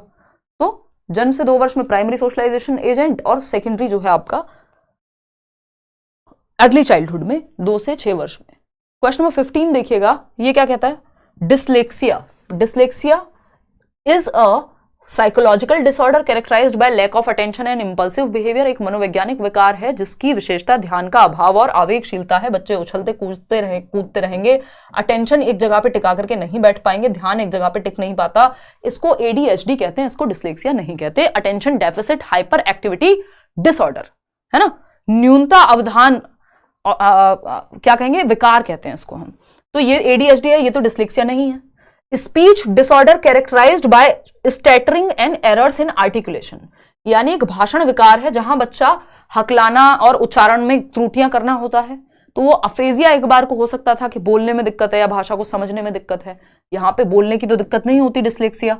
Locomotor disorder characterised by gross motor impairment, locomotor disorder वो होता है जो चलने फिरने या हड्डियों में दिक्कत जिनके होती है, व्हील चेयर पे है यदि कोई बच्चा है या बैसाखियों का इस्तेमाल कर रहा है, तो ये आपके आरपीडब्ल्यूडी एक्ट में सारे मेंशन्ड है। तो ये लोकोमोटर डिसेबिलिटी भी नहीं है कि हड्डियों में दिक्कत है। डी ऑप्शन है neurological disorder characterised by trouble in reading, यानी ये एक तंत्रिकीय विकार है जिसका संबंध पढ़ने में होने वाली कठिनाई से है ना। इसी तरह का एक क्वेश्चन आया हुआ था जिसमें डिस्ग्राफिया पूछा हुआ था, वो तो इसी बार का क्वेश्चन है। डिस्ग्राफिया होता है राइटिंग डिसऑर्डर, लेखन संबंधी समस्या। तो चाहे वो जितने भी लर्निंग डिसेबिलिटीज हैं, स्पेशली इस तरह के, एलडी बोलते हैं इनको हम, सैमुअल क्रिक ने 1960s में दिया था। एलडी बोले तो लर्निंग डिसेबिलिटी क्या, डिस्लेक्सिया हो सकती है पढ़ने से संबंधित, डिस्ग्राफिया हो सकती है लिखने से संबंधित, डिस्फेजिया हो सकती है आपकी भाषा को समझने या बोलने से संबंधित, है ना। ये सब जितने भी डिस वाले हैं ये सब न्यूरोलॉजिकल डिसऑर्डर्स हैं, यानी ब्रेन की वायरिंग में दिक्कत है, लेकिन आईक्यू में दिक्कत नहीं है बच्चे को। अच्छा ठीक है,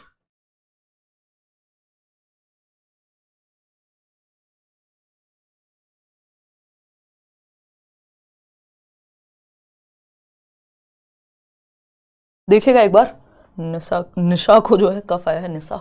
तो ये तंत्र के विकार है, एक न्यूरोलॉजिकल डिसऑर्डर है, ठीक है ना। आगे बढ़े नेक्स्ट क्वेश्चन पे। फोटो भेजना है, बहुत दिनों से बना के रखा हूं, ऑफिस भिजवा दीजिए करियर विल के। आज क्वेश्चन देख के बच्चों का तेल निकाल दिया आपने। तो थोड़ा सा मुश्किल भी क्वेश्चन करना जरूरी है, कहीं हम ओवर कॉन्फिडेंट ना रहें। हालांकि सिलेबस से हैं चीजें, ऐसा नहीं है कि सिलेबस से ना हो। क्वेश्चन नंबर 16 देखिएगा।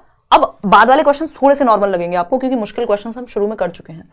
Children learn more effectively if a concept proceeds from, अगर ये भी आसान नहीं लग रहे तो दिक्कत है फिर समझने में, है ना। क्योंकि ऐसे 5-6 क्वेश्चन तो आ सकते हैं ना मुश्किल पेपर में। बच्चे सबसे प्रभावी ढंग से तब सीखते हैं यदि कोई अवधारणा, किस कॉन्सेप्ट को कैसे सिखाएं ताकि बच्चे इजीली इफेक्टिवली सीख पाए। रैशनल टू इंपेरिकल, यानी पहले तर्क दो और बाद में उनको अनुभव दो, जबकि पहले अनुभव दो और बाद में तर्क दो। पहले एक्सपीरियंस कराओ फिर जाकर के उनको थियरी या रैशनल या रीजन बताओ, तो ये उल्टा हो गया। जनरल टू स्पेसिफिक, सामान्य से विशिष्ट, याद आ रहा है कुछ अभी कल परसों बताया था, inductive method. Example to rule, यानी उदाहरण से नियम की ओर, यानी पहले एग्जाम्पल देंगे, एक जनरल जो चीज सामने है, और फिर जनरल टू स्पेसिफिक उल्टा हो गया यार, एक मिनट रुकना। जनरल टू स्पेसिफिक होता है आपका डिडक्टिव मेथड, लेकिन यहां पे जनरल टू स्पेसिफिक का मतलब है सामान्य से विशिष्ट की ओर, जो बात सामान्य है वहां से किधर ले जाएं, स्पेसिफिक की तरफ ले जाएं, कि आपने डेफिनेशन बता दी नाउन की, ये डिडक्टिव मेथड हो जाएगा, और फिर आप स्पेसिफिक की तरफ जा रहे हैं। बाकी ऑप्शन देख लेते हैं। देखिए बाकी ऑप्शन इससे अच्छे नहीं थे, इसलिए हमें इसके साथ जाना पड़ा, नहीं तो एग्जाम्पल टू रूल ज्यादा बेहतर था, इंडक्टिव ज्यादा बेहतर था, यहाँ स्पेसिफिक टू जनरल भी बेटर होता, लेकिन स्पेसिफिक टू जनरल को हम मैक्सिम में काउंट नहीं करते, टीचिंग के सूत्र में काउंट नहीं करते, जनरल टू स्पेसिफिक को काउंट करते हैं, सिंपल टू कॉम्प्लेक्स को काउंट करते हैं, ना कि कॉम्प्लेक्स टू सिंपल को। एब्स्ट्रैक्ट टू कॉन्क्रीट नहीं, कॉन्क्रीट टू एब्स्ट्रैक्ट। कॉन्क्रीट वो है जिसको आप देख सकते हैं, एब्स्ट्रैक्ट वो है जो विचारों में है। तो विचारों में बाद में जाते हैं, पहले हम कॉन्क्रीट चीजों से, मूर्त चीजों से एक्टिविटीज करा करके, जो चीजें बच्चों को दिखा करके, टीचिंग लर्निंग मटीरियल, तब हम बाकी चीजों पे जाते हैं। तो सामान्य पहले आपने कोई परिभाषा बताई, फिर उसके उदाहरण दिए, तो एक ही उत्तर सही है, नहीं तो इससे बेहतर उत्तर हो सकता था, लेकिन इन चारों में से तो यही बेस्ट है। ठीक है जी, तो आगे बढ़ते हैं नेक्स्ट क्वेश्चन पे। क्वेश्चन नंबर है 17। Creativity is thought to be related to the concept of, रचनात्मकता जो है वो किस संप्रत्यय से जुड़ी हुई होगी इन 4 ऑप्शंस में से। स्पीड बढ़ाएंगे, थोड़ा ध्यान से जवाब दीजिएगा। Crystallised intelligence, convergent thinking, divergent या फ्लूइड। तो ये सिंपल जवाब आपको पता है, मुझे भी पता है, फटाफट से जवाब दो। 100% इसमें आंसर सही आना चाहिए, लेकिन 68% लोग ही सही जवाब दे रहे हैं। भिन्न सोच, या इसको अपसारी चिंतन कहते हैं। क्या कहते हैं? अपसारी चिंतन, यानी दिशाओं में सोचना। आप से पूछे पॉल्यूशन का क्या क्या इलाज हो सकता है, तो आपने 70 बता दिए कि जी हम गाड़ियां, अपनी पर्सनल व्हीकल्स कम यूज करें, ये करें, वो करें, पौधे लगाएं, फलाना काम करें। तो दिशाओं में सोचा बच्चे ने कि पानी की प्रॉब्लम कैसे सॉल्व कर सकते हैं, दिशाओं में सोचा। Out of the box thinking, open ended thinking, brainstorming करेगा वो इसमें, out of the box thinking. तो इससे क्रिएटिविटी बढ़ती है, डाइवर्जेंट थिंकिंग से। डीसी होता है सीसी नहीं, ये मैंने बहुत बार आपको बताया। डीसी का मतलब क्या है, डाइवर्जेंट थिंकिंग क्रिएटिव होती है। D for divergent thinking, C for creativity, दोनों साथ चलते हैं। डीसी साथ चलेगा, सीसी नहीं। सीसी क्या है, कन्वर्जेंट थिंकिंग और क्रिएटिविटी साथ नहीं जाते, कन्वर्जेंट थिंकिंग के साथ इंटेलिजेंस जाती है। जो आप इस देखो, क्रिएटिविटी का मतलब है कुछ नया बनाना, डाइवर्जेंट थिंकिंग में कुछ नया सोचा आपने, कुछ नया क्रिएटिव, कुछ ओरिजिनल बना दिया। लेकिन कन्वर्जेंट थिंकिंग, जब ये क्वेश्चन क्या है, कन्वर्जेंट थिंकिंग वाला क्वेश्चन है, एमसीक्यू बेस्ड। कन्वर्जेंट थिंकिंग में आप कुछ नया नहीं बनाते, इन्हीं 4 ऑप्शंस में से कोई एक चूज कर लेंगे, यानी आपने अपनी इंटेलिजेंस का यूज किया है। तो जेपी गिलफर्ड के अनुसार डाइवर्जेंट थिंकिंग जुड़ी हुई है क्रिएटिविटी से, वहीं कन्वर्जेंट थिंकिंग जुड़ी हुई है इंटेलिजेंस से। और ये जो है आपका क्रिस्टलाइज्ड, और ये रेमंड बी कैटल का सिद्धांत है, आपके पेपर में पूछा नहीं जाता, फिर भी मैं बता देती हूं। फ्लूइड इंटेलिजेंस भी क्रिएटिविटी से जुड़ी होती है, लेकिन ये आपसे रेमंड बी कैटल के कॉन्टेक्स्ट में पूछा होता तब सही था। सघन बुद्धि या क्रिस्टलाइज्ड होती है जिसको आप पढ़ के या नॉलेज गेन करके जो आप यूज करते हैं, लेकिन ये आउट ऑफ सिलेबस है, इसका कोई सेंस नहीं है। तो आप क्रिएटिविटी जहां दिखे कूद करके डाइवर्जेंट थिंकिंग के साथ आप जा सकते हैं। क्वेश्चन नंबर 18 देखिएगा, ये क्या कहता है समझते हैं। क्वेश्चन नंबर 18 कहता है the acceptable sound combination of a language are specified in its dash rules. यानी भाषा में एक्सेप्टेबल साउंड कॉम्बिनेशंस कौन से हैं, किसी भाषा के स्वीकार्य ध्वनि संयोजन उसके डैश नियमों में निर्दिष्ट होते हैं। जैसे अभी हम पेडागॉजी को पेडालॉजी बोलने की बात कर रहे थे जब, तो हम ये कह सकते हैं कि भाई ये जो साउंड कॉम्बिनेशन है ये पेडागॉजी बन सकता है, गॉगी बन सकता है, लेकिन लॉजी नहीं बनेगा क्योंकि एल की साउंड तो कहीं है ही नहीं। तो हम साउंड कॉम्बिनेशन से कैसा उच्चारण बनेगा, ये बात फोनोलॉजिकल एस्पेक्ट में आती है। साउंड की बात कहीं भी हो लैंग्वेज में, आप समझ जाइएगा फोन से जुड़ा हुआ होता है साउंड। फोन पे फोन उठा के आप कहते हैं हेलो, फोन का मतलब ये साउंड की बात हो रही है। तो साउंड क्या है, ध्वन्यात्मक नियम या फोनीम, जिसको हम कहते हैं फोनोलॉजिकल एस्पेक्ट का एक हिस्सा है फोनीम, यानी जिसको हम साउंड की सबसे छोटी इकाई कहते हैं, जिसको और नहीं तोड़ा जा सकता। जैसे सी और एच मिलकर के च की आवाज बनाते हैं, उसको और तोड़ेंगे तो कोई मतलब बचेगा नहीं। ठीक, तो सिंटैक्टिक क्या होता है, जब हम स्ट्रक्चर की बात करेंगे, subject plus object plus verb जो है मिलकर के, subject plus verb plus object, ये क्या हुआ, एक सेंटेंस बन गया, है ना। तो ये सिंटैक्टिक यानी स्ट्रक्चर की बात हो रही है। ग्रामेटिकल, इन्फ्लेक्शन की यहां जरूरत नहीं है, ग्रामेटिकल में फिर बहुत सारी बातें आ ही जाएंगी, जैसे कि सिंटैक्टिकल भी ग्रामर का ही पार्ट है। क्वेश्चन नंबर 19 देखिएगा, फटाफट से जवाब दीजिएगा। ये क्या कहता है, the position where thought patterns are influenced by language is called. यानी वह स्थिति जहां विचार पैटर्न भाषा से प्रभावित होते हैं। बहुत इंपॉर्टेंट क्वेश्चन है, कई बार पूछा जा चुका है अलग अलग तरीके से।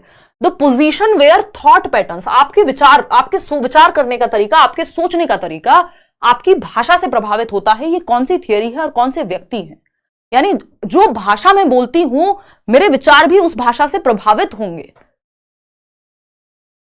क्या है ये है लिंग्विस्टिक डिटर्मिनेशन। 45% लोग सही कह रहे हैं जवाब। लिंग्विस्टिक डिटर्मिनेशन कई बार सीटेट में आ चुका है, पूछा जा सकता है। लिंग्विस्टिक डिटर्मिनेशन का मतलब है भाषा निर्धारण कह सकते हो आप, भाषाई निर्धारण कह सकते हो इसको। एक सैपर वोर्फ का एनालिसिस है, सैपर वोर्फ ही नाम है आई थिंक, ली वोर्फ नाम के एक व्यक्ति हैं और ये सैपर हैं, जो 2 लोग हैं, इनकी एक हाइपोथेसिस है जिसका नाम है लिंग्विस्टिक डिटर्मिनेशन। यानी लिंग्विस्टिक मतलब भाषा डिटरमाइन करती है, निर्धारित करती है आपके विचार को। भाषाई निर्धारण, भाषा किसको निर्धारित करती है, विचार को। आप सोचेंगे कैसा, वो आप किस भाषा में सोच रहे हैं उससे प्रभावित होगा। यानी यदि मैंने हिंदी भाषा पढ़ी है तो मैंने हिंदी में, मान लीजिए हिंदी या संस्कृत, तो मैंने रामायण पढ़ी है बचपन से, बाकी चीजें पढ़ी हैं, या हिंदी की नॉवेल्स पढ़ी हैं, लिटरेचर पढ़ा है मैंने, साहित्य पढ़ा है हिंदी का, तो मेरे सोचने का तरीका भी मेरी भाषा यानी हिंदी जो मुझे आती है उससे प्रभावित होगा। और अगर मैंने इंग्लिश पढ़ी है तो मेरा सोचने का तरीका उससे प्रभावित होगा। दोनों पढ़ी है तो दोनों से प्रभावित होगा। तो आपका जो लैंग्वेज है वो डिटरमिन करती है आपके थॉट पैटर्न्स को। ये बात सैपर वोर्फ की जो एनालिसिस है या हाइपोथेसिस है, ली वोर्फ नाम के व्यक्ति हैं, लिंग्विस्टिक डिटर्मिनेशन इन्होंने दिया है। डायरेक्ट क्वेश्चन भी पूछा गया इंग्लिश पेडागॉजी में भी, सीडीपी में भी, कि ली वोर्फ ने क्या दिया है या लिंग्विस्टिक डिटर्मिनिज्म किसने दिया है, आपको पता होना चाहिए। ये सैपर वोर्फ का एनालिसिस है, ली वोर्फ ने दिया है। कॉग्निटिव बायस होता है आपका, बहुत मतलब ये आपसे नहीं पूछेगा, साइकोलॉजिकल टर्म है कॉग्निटिव बायस। बहुत ही दिन खराब हो आपके तो पूछ सकता है, बट अभी आज तक तो नहीं पूछा है, ना सिलेबस में बनता है। देखिएगा क्वेश्चन नंबर 20, सिलेबस में तो बन सकता है क्योंकि कॉग्निटिव डेवलपमेंट है तो बायस भी पूछ लेगा, बट वो सेंस नहीं बनेगा, बच्चों के एस्पेक्ट से उतना इंपॉर्टेंट नहीं होता। क्वेश्चन नंबर 20 देखिए, मतलब बच्चों को पढ़ाने जाएंगे आप उस एस्पेक्ट से। क्वेश्चन नंबर 20 देखिए, inclusive education is based on the principle of, जो समावेशी शिक्षा है वो किस सिद्धांत पर आधारित है। ये इसी तरह का एक क्वेश्चन इस बार भी पूछा हुआ था। इक्विटी एंड इक्वल अपॉर्चुनिटीज पे, यानी समानता और समता के अवसरों पर, सोशल एग्जिस्टेंस एंड ग्लोबलाइजेशन पे, वर्ल्ड ब्रदरहुड या सोशल इक्विलिब्रियम।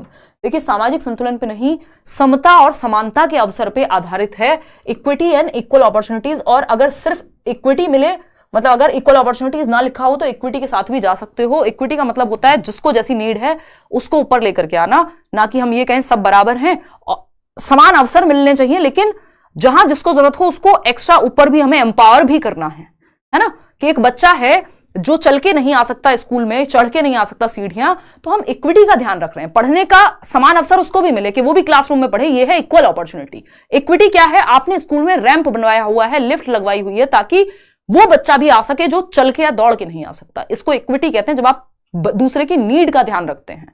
तो इक्विटी एंड इक्वल अपॉर्चुनिटीज पे बेस्ड है आपकी क्या? Inclusive education. इसका एक और टैगलाइन है एजुकेशन फॉर ऑल, सभी के लिए शिक्षा, हर तरह का बच्चा एक छत के नीचे सीख सके, ये कहता है इंक्लूसिव एजुकेशन। 5 नंबर का टॉपिक है सभी के लिए शिक्षा, यानी आप सिस्टम को बदलिए, बच्चे को नहीं, है ना। सिस्टम में चेंज लाएंगे, बच्चे में नहीं। बच्चे के लिए सिस्टम है, सिस्टम के लिए बच्चा नहीं है। क्वेश्चन नंबर 21, क्वेश्चन नंबर 21 देखिए, society determines the roles of male and female, this statement articulates. समाज पुरुष और महिलाओं की भूमिकाएं निर्धारित करता है कि समाज ये कहता है महिलाओं को ये कपड़े पहनने चाहिए, पुरुषों को ये कपड़े पहनने चाहिए, महिलाओं को ये काम करने चाहिए, पुरुषों को ये काम करने चाहिए, महिलाओं को सॉफ्टली बोलना चाहिए, पुरुषों को ये करना चाहिए। ये जो कहने वाली बात है, मेल एंड फीमेल के रोल्स जो तय किए गए हैं, किसके द्वारा? समाज के द्वारा। बायोलॉजिकल रोल क्या हो सकते हैं कि भाई महिलाएं जो है बच्चों को जन्म देती हैं, ये उनकी बायोलॉजिकल रोल है एक तरह का, जो उन्हें बायोलॉजी से मिला है ना। लेकिन बहुत बढ़िया महिमा, धन्यवाद। लेकिन अगर हम बात करें सोशल रोल्स की, झाड़ू तो भाई पुरुष भी बराबर की लगा सकते हैं, उनको क्या दिक्कत है? झाड़ू थोड़ी काट लेती है वापस कि नहीं आप मेल हैं, आपका नाम रोहित है, आपको झाड़ू नहीं लगा सकते, आप झाड़ू चली गई उछल के कहीं दूर, है ना। ऐसा तो नहीं होता ना। या चमचा दूर चला गया कहीं, चम्मच गायब हो गई जब आप मसाले लेने गए एक मेल के रूप में, ऐसा तो नहीं होता। ये सोशल एक्सपेक्टेशंस हैं जो समाज ने हमारे ऊपर लगाई हैं, ठीक। तो gender as a hereditary endowment, gender जो है वो हेरिडिटी नहीं होता। देखिए हिंदी में पढ़ेंगे तो गड़बड़ होगी, लिंग ही लिखा होगा सेक्स और जेंडर दोनों के लिए, तो हेरिडिटी से नहीं आता जेंडर। सेक्स जो है हेरिडेटरी एंडोमेंट आप कह सकते हो, है ना। अगर हम बात करते हैं सेकंड ऑप्शन की, gender as an intuitive construction, के सहज ज्ञान से एक दिन आपको अचानक पता चलता है आपका क्या जेंडर है। Gender as a social construct, कि जो जेंडर की संकल्पना है, जो कॉन्सेप्ट है जेंडर का, लिंग एक सामाजिक भूमिका के रूप में, यानी समाज ने बनाया है जेंडर को के रूल्स ये होने चाहिए फीमेल्स के, मेल के, और इसी को फिर हम स्टीरियोटाइप भी कह देते हैं। अगर ऐसा हो जाए कि नहीं ये काम सिर्फ महिलाएं करेंगी, ये काम सिर्फ पुरुष करेंगे, तो ये रूल्स जो हैं ये gender as a social construct को दर्शाते हैं कि जेंडर समाज के द्वारा बनाई गई संकल्पना है। वहीं अगर सेक्स की बात आ जाए तो ये बायोलॉजिकल कंस्ट्रक्ट है। एक क्वेश्चन हर बार जरूर आता है, सेक्स क्या है? बायोलॉजिकल यानी जैविक संरचना है, बायोलॉजिकल कंस्ट्रक्ट है, आपका एक टॉपिक भी है। और जेंडर क्या है? एक सोशल कंस्ट्रक्ट है। Gender as an inherent construct नहीं, इनहेरेंट नहीं है, ये समाज ने बनाया है। सोशल एक्सपेक्टेशंस की बात हो रही है ना, कि सोसाइटी डिटरमिन कर रही है। क्वेश्चन नंबर 22 देखिए, फटाफट से रिवीजन हो जाएगा इस क्वेश्चन से आपका। The rights of persons with disabilities act has been enacted in the year, यानी आरपीडब्ल्यूडी एक्ट जो है वो आपका किस साल में लागू हुआ, या अधिनियम जो है आपका कब आया? इसको कहेंगे दिव्यांग व्यक्ति अधिकार अधिनियम, है ना। विकलांग नहीं, दिव्यांग कहेंगे इसको। बात सही है नहीं? तो अगर हम बात करें तो ये कब आया, तो फटाफट से बताओ। 1995 में भी आया था, बट वो आरपीडब्ल्यूडी नहीं था। राइट्स ऑफ पर्संस की जगह अगर ये राइट्स हटा देता है यहां से, सिर्फ पर्संस विद डिसेबिलिटी कह देता पीडब्ल्यूडी एक्ट, तो ये हो जाता है 1995। लेकिन उन्होंने कहा है right of persons. The rights of persons 2016 में आया आरपीडब्ल्यूडी एक्ट। ये जो पीडब्ल्यूडी था जो 1995 में आया था, इसमें सिर्फ 7 दिव्यांगताएं या अक्षमताएं बताई थी। और अगर हम बात करें आरपीडब्ल्यूडी एक्ट की, तो इसमें डिसेबिलिटीज का नंबर है 21। तो नई 14 डिसेबिलिटीज ऐड हुई हैं, जिसमें ड्वार्फिज्म जिसको हम बोनापन कहते हैं, haemophilia, thalassaemia, sickle cell disease, blood related नई बीमारियों को ऐड किया गया, मतलब नई डिसेबिलिटीज को ऐड किया गया। एसिड अटैक विक्टिम्स को शामिल किया गया, आपका ड्वार्फिज्म बोनेपन को शामिल किया गया। तो बहुत सारी डिसेबिलिटीज नई ऐड की गई, जिसमें 7 से 21 हो गई, यानी नई 14 डिसेबिलिटीज ऐड हुई। आपको मिनिमम 40%, मिनिमम या इक्विवेलेंट और मोर देन 40% डिसेबिलिटी होनी चाहिए, तब आप इस आरपीडब्ल्यूडी एक्ट के तहत आ पाएंगे। जो रिजर्वेशन है वो भी 5% है जॉब्स वगैरह में, ठीक है ना। ये 1992 में तो ऑपरेशन ब्लैक बोर्ड एंड ये सब आया था, वो आपके काम का है नहीं। चलिए, तो 2016 वाला एक्ट है ये, सिंपल। इसमें स्पेशली ये बात भी हुई है। खैर, मैं आपको एक और क्वेश्चन का जवाब मिल जाएगा, अगर ऐसा होगा तो जवाब नहीं दूंगी। नेक्स्ट क्वेश्चन पे पहुंचते हैं। देखिएगा क्वेश्चन नंबर 23 देखिए और जवाब दीजिए। क्वेश्चन नंबर 23 क्या कहता है, फटाफट से बताएंगे।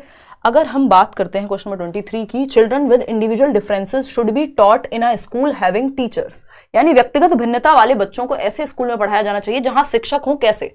इंडिविजुअल डिफरेंस यानी सारे बच्चे एक जैसे तो नहीं हो सकते, फिर तो रोबोट्स बन जाएंगे, हम चिट्टी बन जाएंगे, वो जो मूवी आई थी रोबोट, है ना। ह्यूमंस हैं तो हर बच्चे का इंटरेस्ट, उसका एप्टीट्यूड, उसका मतलब जो उसकी रुचि है, सीखने का तरीका, लर्निंग स्टाइल, ये सब डिफरेंट होंगे। तभी तो कोई भी दो इंडिविजुअल दुनिया में एक जैसे नहीं होते, सबका किसी का भी जो फिंगरप्रिंट है वो सेम नहीं होता। ट्विंस में भी अंतर होते हैं, ठीक है ना। गवर्नमेंट टीचर बनने के बाद आपसे मिलने जरूर आऊंगा। बहुत बढ़िया अंशिका, और ऑल द बेस्ट भाई मेरी तरफ से। और ऐसे कई लर्नर्स हैं जो अब मिलने लगे हैं, है ना, कि आपने कहा था कि उसके बाद मिलने आना, और वो मिलने आते हैं, अच्छा लगता है। देखिएगा एक बार, तो फटाफट से जवाब दीजिए। व्यक्तिगत भिन्नता वाले बच्चों को ऐसे स्कूल में पढ़ाया जाना चाहिए। कैसे स्कूल में? रेगुलर स्कूल में पढ़ाओ भाई सबको।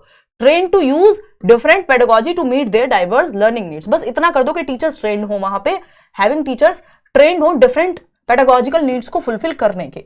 ये बात सही है, वेरिंग स्टाइल्स को केटर करने के लायक हो टीचर, है ना। Train to teach children with specific individual differences, नहीं भाई सारे बच्चों को।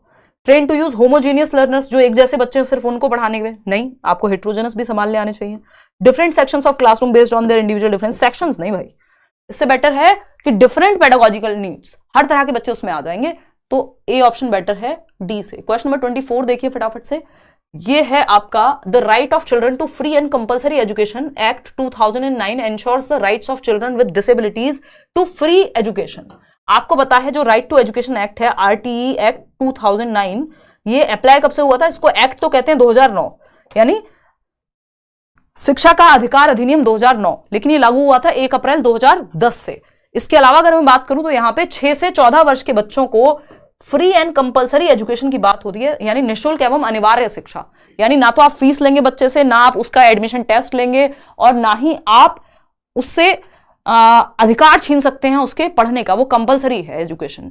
6 से 14 वर्ष की जो शिक्षा है, इसको अभी हम बढ़ाने की भी बात कर रहे हैं, ईसीसी भी इसमें लागू करने की बात कर रहे हैं नई एजुकेशन पॉलिसी में। बट अभी तक क्या है, हम ये पढ़ते आए हैं या चलती आई हैं चीजें कि 6 से 14 वर्ष यानी कक्षा 1 से 8वीं कक्षा तक बच्चा फ्री और कंपलसरी एजुकेशन ले, उसका फंडामेंटल राइट है आर्टिकल 21A के तहत।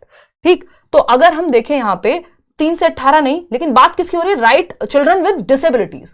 जब ये नॉर्मल बच्चे के लिए है 6 से 14 वर्ष, डिसेबिलिटीज की अगर बात आ रही है तो आंसर होगा 6 से 18 वर्ष। क्या आंसर होगा? 6 से 18 वर्ष। आप में से ज्यादातर लोग 6 से 14 वर्ष दे रहे हैं। 6 से 18 वर्ष क्योंकि डिसेबिलिटीज वाले बच्चे की बात हुई है। इसके लिए अलग से एक आर्टिकल है राइट टू एजुकेशन एक्ट में कि आरपीडब्ल्यूडी एक्ट जो अभी हम बात कर रहे थे जिसकी, वो कहता है भाई 6 से 18 वर्ष तक फ्री एंड कंपलसरी एजुकेशन। यदि कोई बच्चा, किसी को डिसेबिलिटी है कोई भी, चाहे वो लोकोमोटर डिसेबिलिटी हो, इंटेलेक्चुअल डिसेबिलिटी हो, है ना, तो वो 6 से 18 वर्ष तक निःशुल्क एवं अनिवार्य शिक्षा का भागीदार बन सकता है। नॉर्मल केस में ये 6 से 14 वर्ष है। तो ये डिसेबल्ड बच्चे के लिए लिखा हुआ था, तो आंसर इसका डी होगा, ना कि सी। तो थोड़ा सा ध्यान से जवाब देने की कृपा किया करें। आगे बढ़ते हैं क्वेश्चन नंबर 25 पर। इसी के तहत जो मुर्गा मुर्गी बनाना वैन है ना बच्चों को, कि आप कॉर्पोरल पनिशमेंट नहीं दे सकते बच्चों को, ये आरटीई ही कहता है।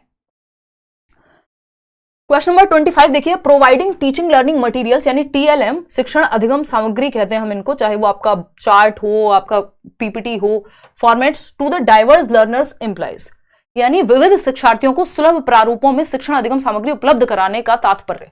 यानी डिफरेंट बच्चे हैं, उनको डिफरेंट तरीके की टीचिंग लर्निंग मटेरियल्स आप प्रोवाइड करा पा रहे हैं। ये किसके अंदर आएगा? इसको बोलते हैं यूडीएल, जो कि पता नहीं कितने लोग सही जवाब दे रहे हैं, गलत दे रहे हैं आप तो जवाब, भाई खतरनाक है आप तो। UDL universal design of learning, ये सीटेट में पूछा जा चुका है, तो ऐसे मत सोचना कि आएगा नहीं, ये इंक्लूसिव एजुकेशन का पार्ट है। यूडीएल बोले तो सार्वभौमिक सीखने का डिजाइन कह लो, या जो भी आप कहें इसको, universal design of learning, Hindi में तो जो आप कहें डिजाइन ऑफ लर्निंग, मतलब हर बच्चा फिट हो जाए इसके अंदर। हर बच्चे को ध्यान में रख के टीचिंग लर्निंग मटेरियल बनाए जा रहे हैं। एक बच्चा है जो देख नहीं सकता, तो उसके लिए ब्रेल मेथड या ब्रेल लिपि का एक टीचिंग लर्निंग मटेरियल भी है। एक बच्चा है जो सुनने में दिक्कत होती है, उसके लिए मशीन भी है। तो और डिफरेंट पेडागोजीज का आप इस्तेमाल कर रहे हैं। तो यूडीएल एक यूनिवर्सल डिजाइन ऑफ लर्निंग है, जहां हर बच्चा फिट हो सकता है डिफरेंट नीड वाला सीखने के लिए। एक ऐसा डिजाइन जो यूनिवर्सल है, हर बच्चे के लिए सार्वभौमिक है, ठीक है ना। तो ये सिंपल सा फैक्चुअल क्वेश्चन है, इसमें गड़बड़ नहीं करनी है। क्वेश्चन नंबर 26, क्वेश्चन नंबर 26 क्या है भाई? ये कहता है dash involve self awareness and control of cognitive abilities, that is, या for example planning, reviewing and revising etcetera. Dash में आत्म जागरूकता और संज्ञानात्मक क्षमताओं का नियंत्रण शामिल है, यानी आपकी सेल्फ अवेयरनेस, यानी मेरी क्या स्ट्रेंथ है, मेरी क्या वीकनेस है, मुझे कब, अच्छा पेपर से पहले मुझे टेंशन होती है, कोई बात नहीं, इस बार मुझे टेंशन के बारे में ना सोच के ज्यादा से ज्यादा प्रैक्टिस, ज्यादा से ज्यादा कॉन्सेप्ट क्लैरिटी पे ध्यान देना है, और मुझे लिख के याद करना है अगर मैं वैसे भूल जाता हूं तो, या मैं सेशन से पढ़ूंगी ताकि लगे कि हाँ सब साथ में सीख रहे हैं। ये सेल्फ अवेयरनेस है कि आप खुद को जानते हैं बेहतर तरीके से। And control of cognitive abilities, यानी आप अपने संज्ञानात्मक, अपनी मेंटल एक्टिविटीज को कंट्रोल करने की क्षमता रखते हैं।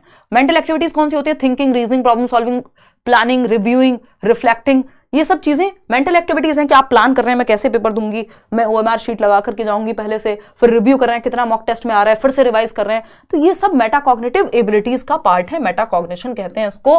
Planning, reviewing, awareness of awareness, thinking of thinking, है ना, कंट्रोलिंग, सेल्फ रिफ्लेक्टिंग, ये सारी चीजें परासंज्ञान कहते हैं इसको, बियॉन्ड कॉग्निशन, है ना, कॉग्निशन के परे, कॉग्निटिव एबिलिटीज को आप कंट्रोल करने की क्षमता रख रहे हैं, यानी मेटा कॉग्निशन है ये। ठीक, नॉर्मल थिंकिंग होता है तो कॉग्निशन हो जाता।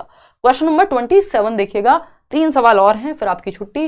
Teaching learners at varying levels of difficulty based on the ability of individual learner is known as, व्यक्तिगत शिक्षार्थी की क्षमता के आधार पर कठिनाई के विभिन्न स्तरों पर पढ़ाना, यानी इजी, जो बच्चा धीमे सीखता है उसको भी समझ में आए, जो बच्चा जल्दी सीख जाता है उसके लिए भी थोड़ा सा चैलेंज रहे, जो बच्चा मीडियम एवरेज पेस पे सीखता है उसके लिए भी आप मेथड का इस्तेमाल कर रहे हैं, आप दिखा के भी सिखा रहे हैं, यानी पिक्चर भी दिखा रहे हैं, एक्टिविटी भी करा रहे हैं, हर बच्चे को इंक्लूड कर रहे हैं, तो इसको क्या कहते हैं? डिफरेंशिएटेड इंस्ट्रक्शन कहते हैं, यानी बच्चों की नीड को ध्यान में रखते हुए डिफरेंट डिफरेंट लेवल पे पढ़ाना, इजी, डिफिकल्ट, मॉडरेट, सबको इंक्लूड कर रहे हैं, ऐसे मेथड अपना रहे हैं, यानी विभेदित निर्देशन, यानी डिफरेंशिएटेड इंस्ट्रक्शन। याद रखिएगा, यूनिफॉर्म इंस्ट्रक्शन कभी भी चूज मत कर लीजिएगा, गलती हो जाएगी। यूनिफॉर्म कपड़ों में अच्छी रहती है कि सब एक जैसी पहन के आए, बट मेथड सबके लिए सेम हो वो गलत है। डिफरेंशिएटेड इंस्ट्रक्शन होनी चाहिए, यानी मेथड में परिवर्तन होने चाहिए, डिफरेंट मेथड्स के थ्रू पढ़ाना आना चाहिए टीचर को। तो ये डिफरेंशिएटेड इंस्ट्रक्शन नीड के आधार पर अपना लेवल ऑफ वेरिंग डिफिकल्टी आप बढ़ा पाए। यूनिफॉर्म इंस्ट्रक्शन या स्टैंडर्ड इंस्ट्रक्शन, ये दोनों ही नेगेटिव वर्ड हैं, हालांकि नेगेटिव पॉजिटिव वर्ड को हम जल्दी ही करने वाले हैं। ठीक है जी। सेलेक्टिव इंस्ट्रक्शन सिर्फ कुछ लोगों को पढ़ाएंगे, बिल्कुल सटीकता से दिमाग में भर देंगे, एररलेस कुछ नहीं होता भाई, गलतियां पार्ट है सीखने का। क्वेश्चन नंबर 28 देखिएगा, ये क्या कहता है? School is an institution of socialisation of children where, यानी स्कूल बच्चों के सामाजिकरण की एक संस्था है जहां सोशलाइजेशन क्या होता है, समाज में कैसे रहते हैं, कैसे पेश आते हैं किसके सामने, ये सब तौर तरीके स्कूल में बच्चे सीखते हैं। चिल्ड्रन वेयर क्या? School routines occupy the central position, यानी स्कूल की दिनचर्या क्या टाइम टेबल है वो सेंटर में रहता है। School activities occupy the central position, school की गतिविधियां सेंटर में होती हैं, स्कूल टीचर सेंटर में होते हैं। नहीं, हम चाइल्ड सेंटर्ड एजुकेशन की बात करते हैं, चाहे वो एक्टिविटीज हो, स्कूल टीचर्स हो, स्कूल रूटीन हो, वो सब बच्चे के अनुसार बननी चाहिए, बच्चे की नीड, उसकी एज, उसके इंटरेस्ट, उसके एप्टीट्यूड को ध्यान में रखते हुए स्कूली बच्चे केंद्रीय स्थान में होंगे और बाकी सारी चीजें बच्चे के नीड के हिसाब से बनेंगी। लर्नर सेंटर्ड क्लासरूम होना चाहिए, बाल केंद्रित एवं प्रगतिशील कक्षा होनी चाहिए। तो D option is the right answer over here. Question number 29 आज के लिए सेकंड लास्ट क्वेश्चन है। If you join a teacher fraternity and choose to dress like most of the others in your group, you are exhibiting, यदि आप शिक्षक समुदाय में शामिल होते हैं और अपने समूह के अधिकांश अन्य लोगों की तरह कपड़े पहनना चुनते हैं, तो आप प्रदर्शित कर रहे हैं क्या? ओबीडियंस, यानी आज्ञा दी है आपको किसी ने कि आपको आज्ञाकारिता की बात कर रहे हैं, यहां पे ऐसा तो नहीं लिखा किसी ने ऑर्डर दिया है आपको कि यही कपड़े पहनने हैं, ओबीडियंस नहीं। कॉम्प्लायंस, यानी अनुरूपता या अनुपालन कर रहे हैं आप, या कंफॉर्मिटी, कॉम्प्लायंस भी रूल्स का होता है कि अगर आपको कहा होता कि आपकी टीचिंग की एक यूनिफॉर्म है टीचर की और वही पहन के जा रहे हैं तो भाई कॉम्प्लायंस करना पड़ता, फिर तो आपको रूल के अनुसार जाना पड़ता। लेकिन ये कंफॉर्मिटी है क्योंकि यहां कुछ ऐसा नहीं लिखा है, ये ग्रुप आइडेंटिटी नहीं है, ये आपको बहुत सारी किताबों में गलत मिल जाएगा, 2018 में ही पूछा जा चुका है। इसीलिए मैंने शामिल किया कि आपके कुछ क्वेश्चन जो आप, इसलिए मेरे को नए क्वेश्चन भी ऐड करने हैं इन मॉक टेस्ट में, या जो 30x30 सीरीज थी पुराने क्वेश्चन भी करने हैं, आसान भी मुश्किल भी, क्योंकि जिन क्वेश्चंस की आप गलती करते रहेंगे ये टॉपिक नए तरीके से पूछेगा, आप फंस जाएंगे, रट्टे लगाने से काम बनेगा नहीं। ग्रुप आइडेंटिटी तो ये होती है, वो कपड़ों से थोड़ी तय होती है ग्रुप आइडेंटिटी, सोच से भी हो सकती है, या मैं किसी ग्रुप का हिस्सा हूं, मान लीजिए मुझे मैं ट्रैकिंग पे गई हूं, मैं कोई बाइकिंग का ग्रुप है या मेरा रीडिंग का कोई ग्रुप है, जरूरी थोड़ी सब सेम कपड़े पहन के आते हैं वहां। ग्रुप आइडेंटिटी तो आपकी सोच से, आपकी एक साथ में चलने वाली भावना की पहचान है कि आप किसी ग्रुप से बिलोंग करते हैं। जरूरी थोड़ी है कि आप सेम कपड़े पहनेंगे तभी ग्रुप आइडेंटिटी का पार्ट होंगे। तो ये अनुरूपता है कि आपने चूज किया है कपड़े पहनना, बाकी लोगों के तरह कपड़े पहनने का चुनाव आपका है। यानी आप कंफर्मिटी शो कर रहे हैं कि क्योंकि सब पहन के आ रहे हैं तो यार मैं भी पहन के आऊं, इंक्लूडेड फील होगा मुझे भी। तो ये कंफर्मिटी है, तब जाके बाद में कहीं ग्रुप आइडेंटिटी की बात आएगी। कंफर्मिटी में तो लोग करते हैं ना कि अच्छा वो शादी कर रहा है चलो मैं भी कर लेती हूं, अरे मेरे एक्स ने शादी कर ली, मेरे वाई ने शादी कर ली, मैं भी कर लेती हूं। तो ये कंफर्मिटी है। या मम्मी कह रहे हैं 25 साल की हो गई हो शादी कर लो, ठीक है मान लेती हूँ मम्मी जो आपका कहना। तो ये कंफर्मिटी है। या समाज ने ये कहा है तो यही करना है, ये कंफर्मिटी है। ऐसा नहीं कि उसका उल्टा करना बहुत अच्छी बात है, लेकिन आपकी अपनी कोई सोच ना होना, जस्ट मान लेना, वो कंफर्मिटी है जो चल रहा हो। Individualised education programme is planned from the perspective of, IEP की अगर मैं बात करूं तो ये क्या है, व्यक्तिगत शिक्षा कार्यक्रम की योजना निम्नलिखित परिप्रेक्ष्य से बनाई जाती है। Individualised education programme as the name suggest, जैसा कि नाम से पता लग रहा है कि इंडिविजुअल की नीड को ध्यान में रख के एजुकेशनल प्रोग्राम को बनाना, जिसमें चाहे यूनिवर्सल डिजाइन की जरूरत पड़े वो अपनाएं। इंडिविजुअलाइज्ड एजुकेशन प्लान में या प्रोग्राम में क्या करते हैं हम, टीचर्स भी इन्वॉल्व होते हैं, पेरेंट्स को भी इन्वॉल्व करते हैं, बच्चे को भी इन्वॉल्व करते हैं और देखते हैं कि बच्चों को किस चीज की जरूरत है, वो उसकी स्ट्रेंथ क्या है, वीकनेस क्या है, कैसा प्लान बनाएं, किन मेथड्स का इस्तेमाल करें, और तब एक प्लान बनाया जाता है। इसलिए इंडिविजुअल नीड्स को ध्यान में रख के बनाया गया प्लान इंडिविजुअलाइज्ड एजुकेशन प्रोग्राम कहलाता है। ये चाइल्ड सेंटर्ड एजुकेशन के पर्सपेक्टिव से बनाया गया है, ओपन स्कूल के पर्सपेक्टिव से, ई लर्निंग के पर्सपेक्टिव से, ये दोनों तो हट जाएंगे। लेकिन हाँ, IEP को स्पेशल एजुकेशन में यूज किया जाता है। लेकिन स्पेशल एजुकेशन भी किस फंडे को ध्यान में रखती है, चाइल्ड सेंटर्ड एजुकेशन प्रोग्राम को। स्पेशल एजुकेशन में IEP यूज होता है, लेकिन बाल केंद्रित शिक्षा कार्यक्रम को ध्यान में रख के IEP बनाया जाता है। अब चाइल्ड सेंटर्ड में स्पेशल बच्चा भी आ जाएगा, नॉर्मल बच्चा भी आ जाएगा। तो ए ऑप्शन जो है वो ज्यादा बेहतर है। यहाँ पे सिंपल बात, आउट ऑफ 30 क्वेश्चंस आपने कितने ठीक किए वो बताइएगा। इसका PDF आपको विद आंसर्स कल तो पक्का मिल जाना चाहिए। मैं कल से थोड़ी सी ज्यादा व्यस्त रही, आपके नोट्स वगैरह भी बैच में भी डलवाए हैं आज। आउट ऑफ 30 क्वेश्चंस कितने ठीक हुए, और ये टेलीग्राम चैनल है, कल वाले सेशन का भी PDF आपको कल ही मिल जाएगा। और कोई आपका डाउट हो तो वो आप कमेंट्स में पूछ लीजिएगा। आज के लिए इतना ही रखते हैं। CTET कैसे पास करूं, इस पर स्ट्रैटेजी बनाई हुई है, नोट्स जो दिए हुए हैं सिर्फ उतने भी पढ़ लोगे तो काम बन जाएगा, ठीक है ना। 22 आउट ऑफ 30, 23, आज बहुत लेट हो गए हम लोग, बट ठीक है, अच्छा आप लोगों ने साथ दिया। तो कल मिलेंगे 9 बजे, कल टाइम पे मिलेंगे, और टेक केयर, बाय बाय, ध्यान रखिए अपना। ऐसे ही जो हम डेली डिस्कस कर रहे हैं वो आप अटेंड करते जाएंगे, चीज़ें दिमाग में जाती जाएंगी, रिवाइज करते जाएंगे। जो नोट्स फ्री दिए हुए हैं एटलीस्ट उन्हीं को पढ़ लो, अगर दिक्कत हो रही है, कुछ और समझ नहीं आ रहा कहाँ से पढ़ना है ना। चलिए आज के लिए इतना ही।